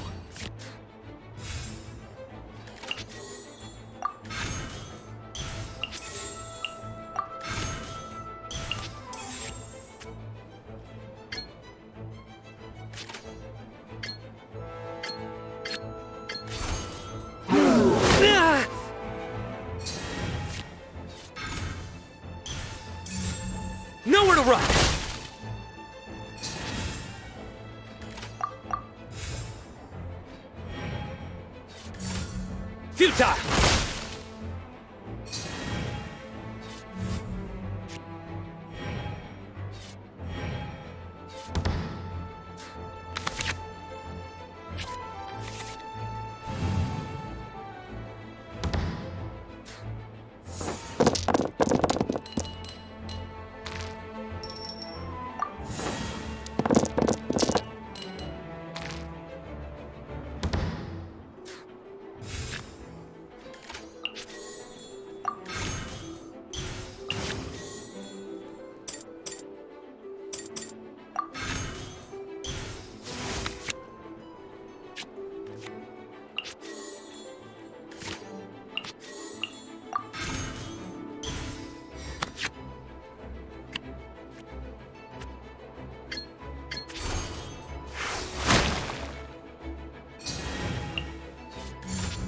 Let's light it up!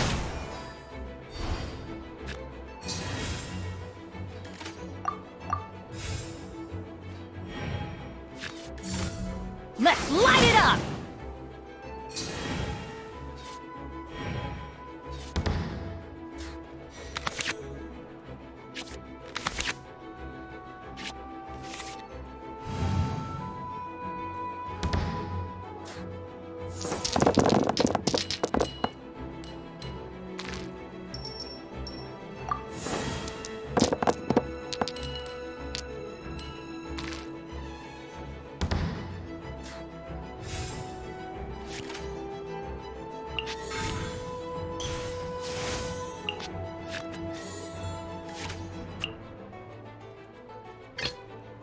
As you wish.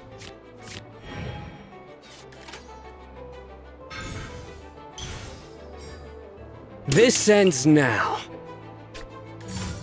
Teamwork is dreamwork!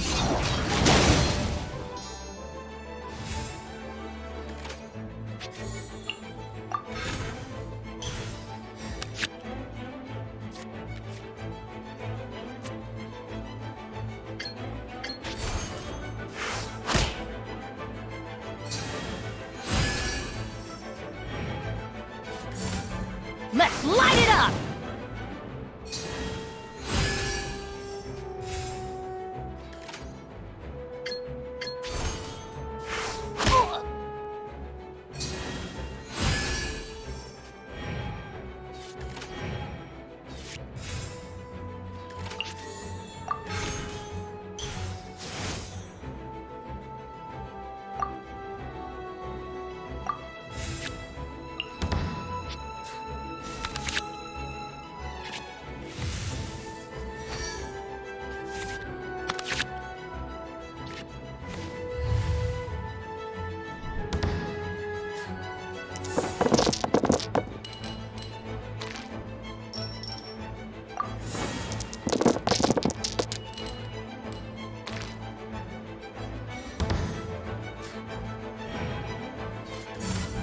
Let's light it up!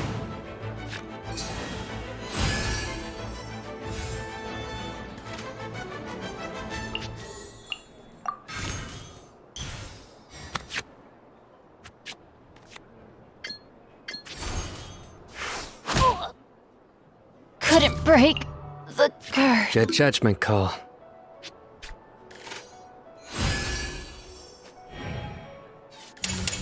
Your sins weigh upon your soul!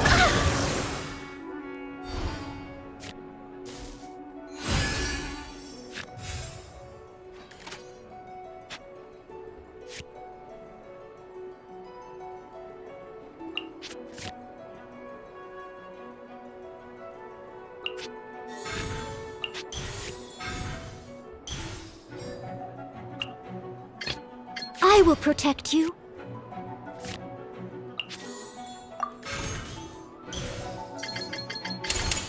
As a dutiful maid would.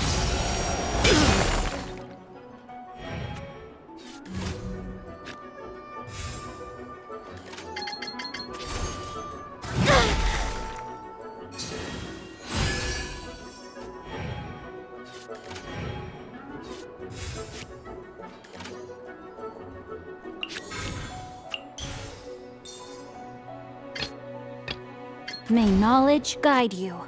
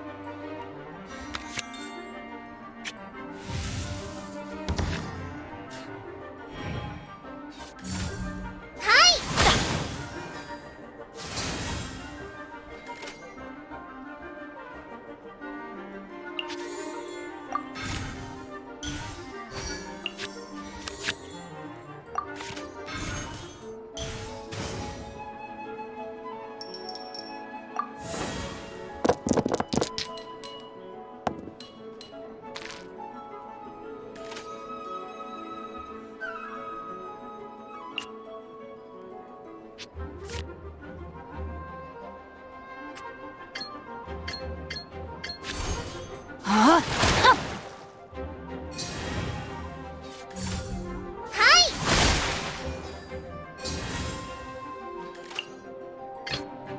As you wish.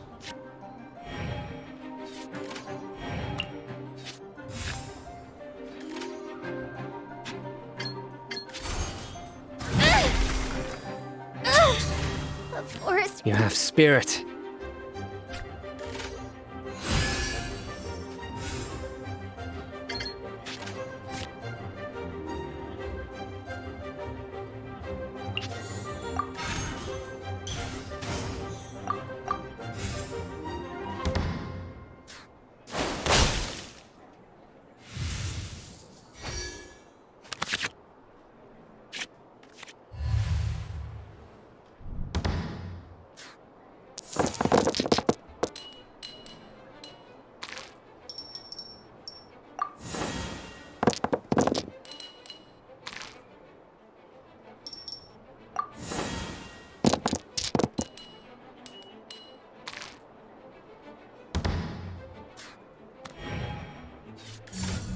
Surrender!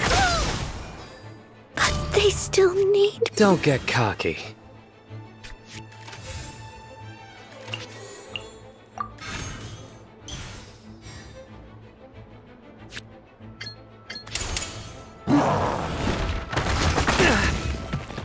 In death, a new cycle begins.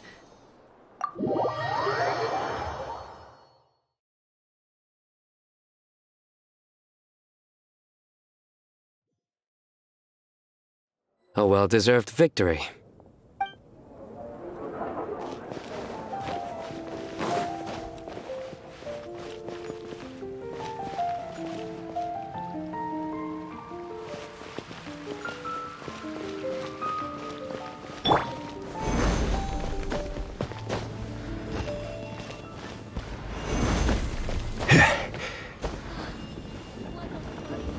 You like the card back from Sino, right?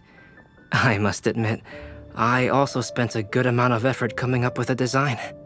His request was quite interesting. He wanted a dragon, a cool pose, and a design that would stand out and awe his opponents. Although the commission was for himself, he wanted the back to be flashy enough to draw the attention of the opposing player. Perhaps there's something that can be said about how, when it comes to Genius Invocation TCG, friendship is more important than competition. He also said that such an impressive card back should be shared with friends. Since he gave it to you, this must mean he considers you to be a close friend. Oh, and speaking of, to repay my efforts, he also gifted me the card back as well. Maybe I'll also give the game a try.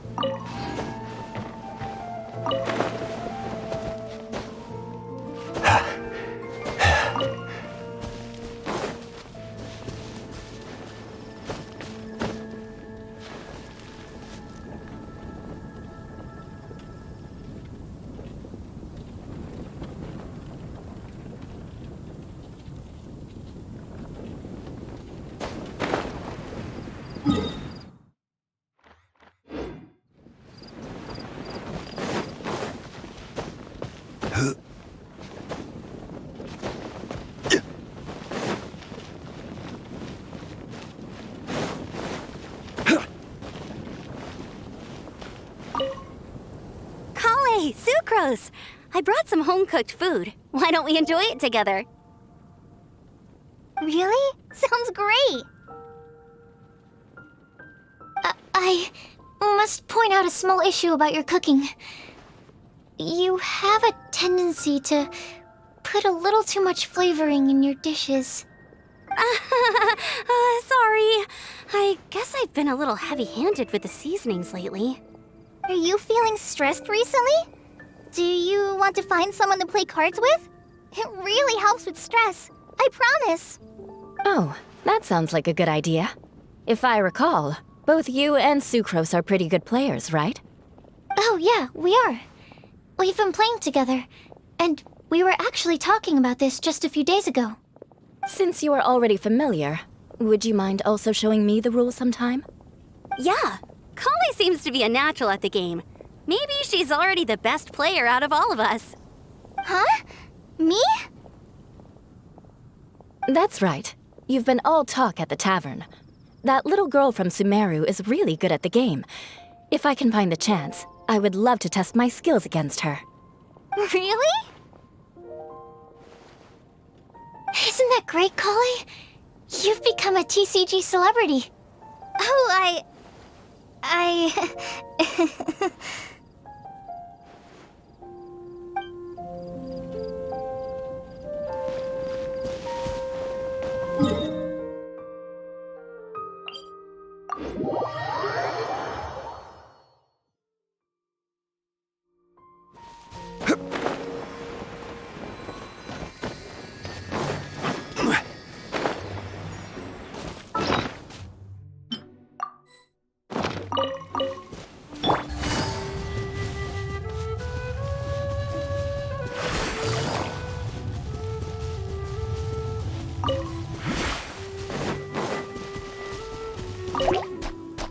Thank you so much for your surveying tips.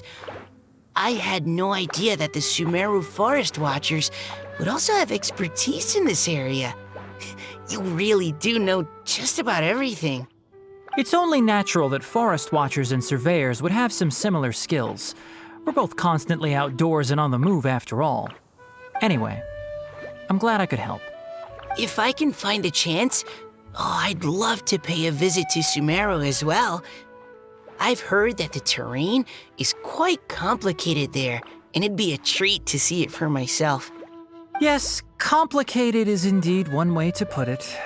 Visitors often get lost when they visit Sumeru for the first time, and they have a tendency to pick all kinds of mushrooms and fruits in the rainforest without discretion. We get a lot of people here picking philanimal mushrooms as well. Actually, have you ever tried adding them to a recipe? They are quite bland by themselves, but perhaps the taste can be improved if they're cooked together with other ingredients. I've never tried that myself, but now that you mention it, I do want to give it a try. I'm quite curious too. Would you like to pick some together later?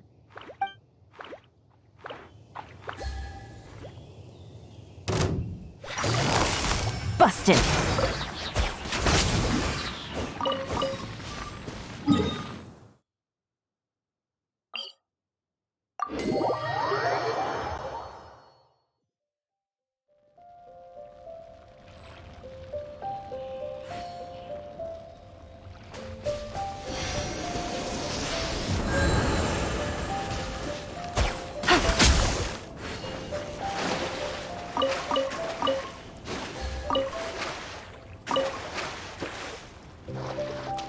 Mona, look! I found a 4-leaf clover. It's so pretty. Do you like it? Huh? Is it for me? Thank you, Klee. Could you also say something nice to Klee? Oh, of course. I've actually gotten really good at this. Oh, Miss Klee, our mighty Spark Knight, you are the flame of hope for all of Mondstadt and the vessel for... Huh? What's a vessel? Oh, no, Klee doesn't seem to really appreciate this kind of praise. Okay then. Klee, you're super adorable and your hat and backpack are the cutest. Did your mom get them for you? Yep. Mom said that she picked them out with Dodoko, and Dodoko really loves this backpack too, which is why Dodoko's always hanging from the side. Mom also said that someone else was also helping her pick out the gifts that day. What was the name again? If Klee remembers correctly, people would call her the Old Hag. Wait, the old hag? Huh. Okay, well, now that you mention it, the old hag does have a fondness for picking out hats.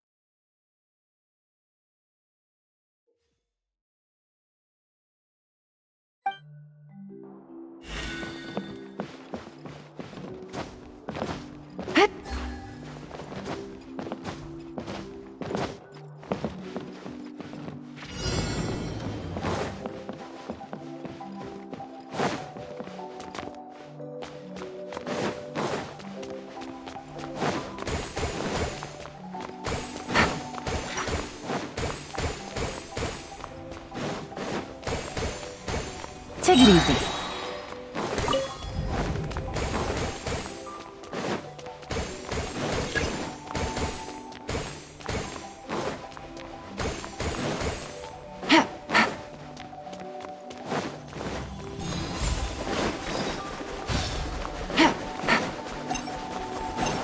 Take it easy.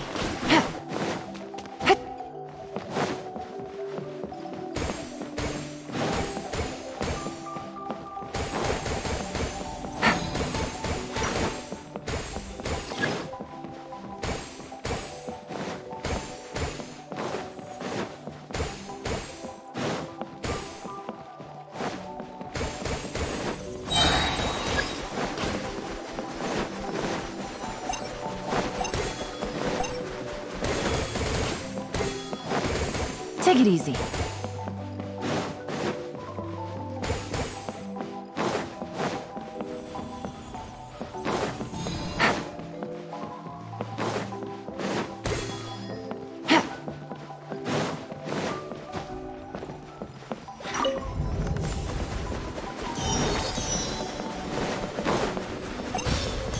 Take it easy.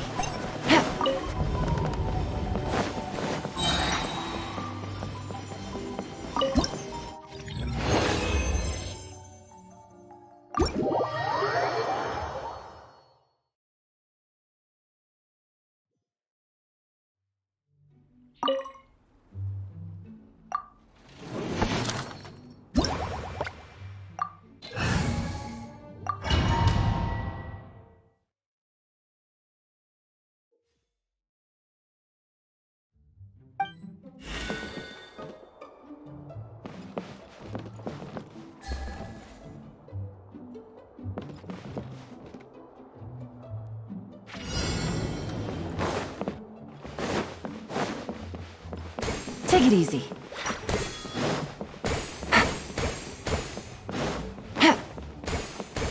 Take it easy.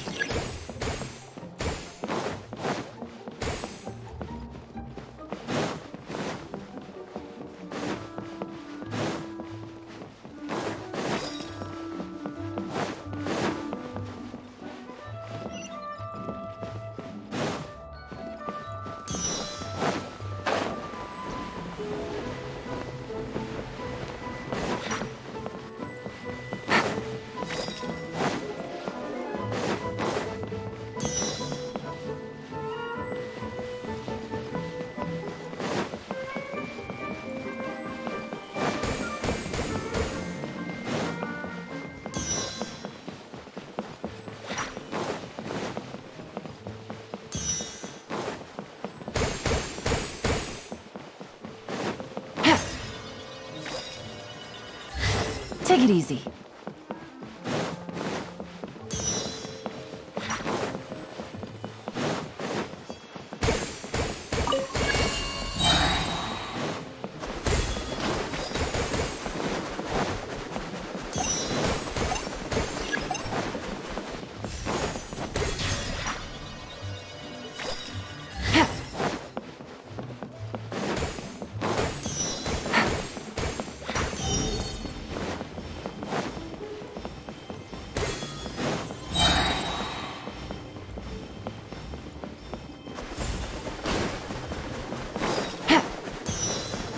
Take it easy.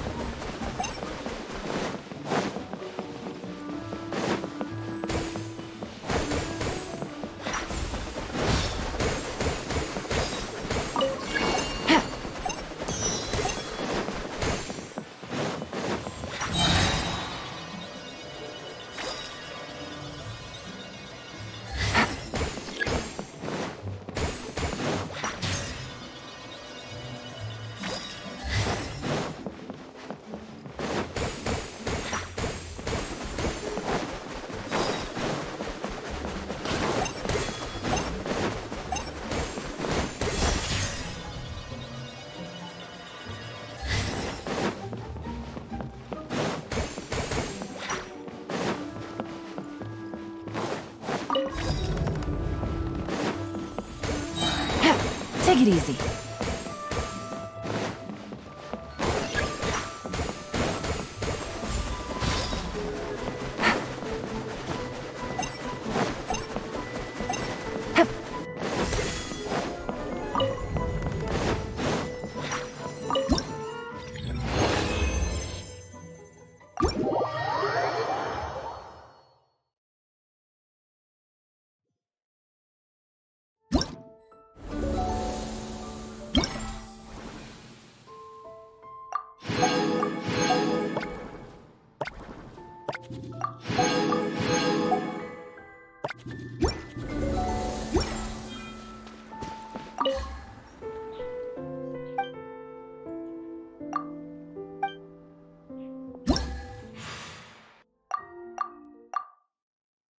Easy.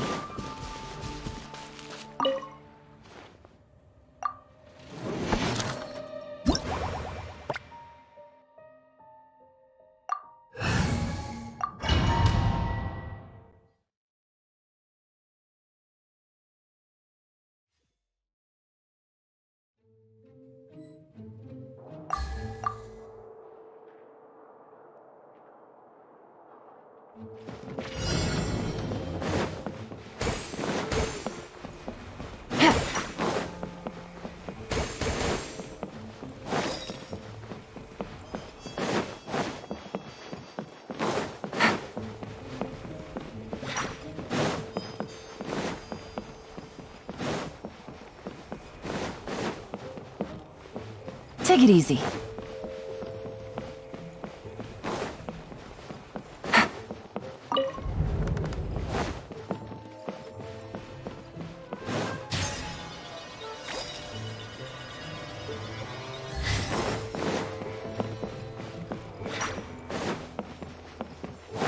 Take it easy.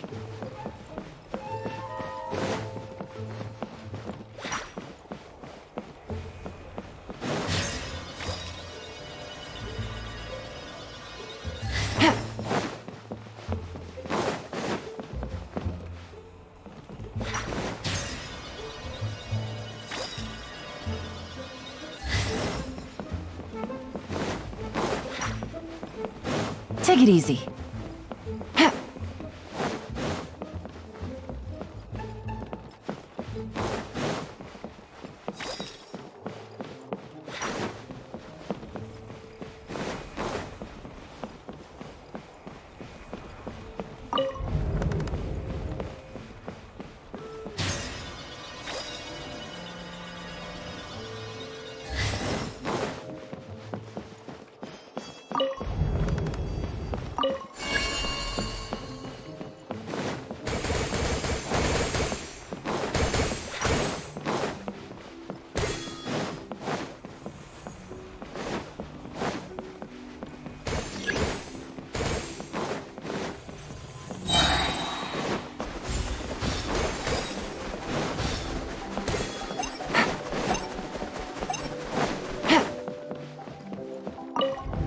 Take it easy.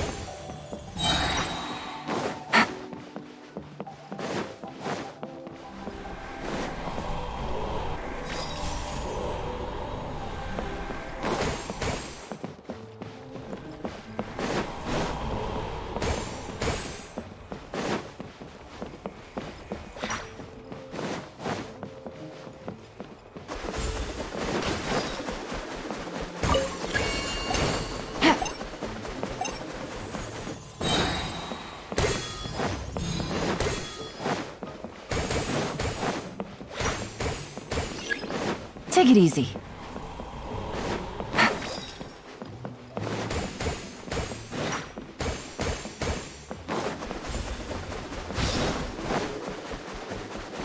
Take it easy.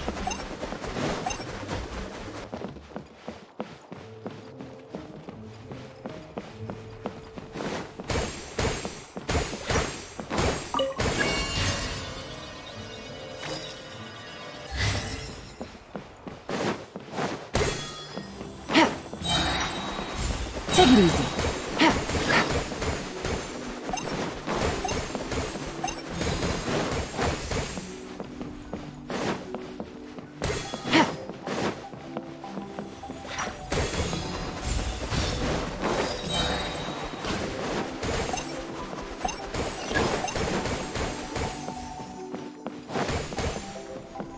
Take it easy.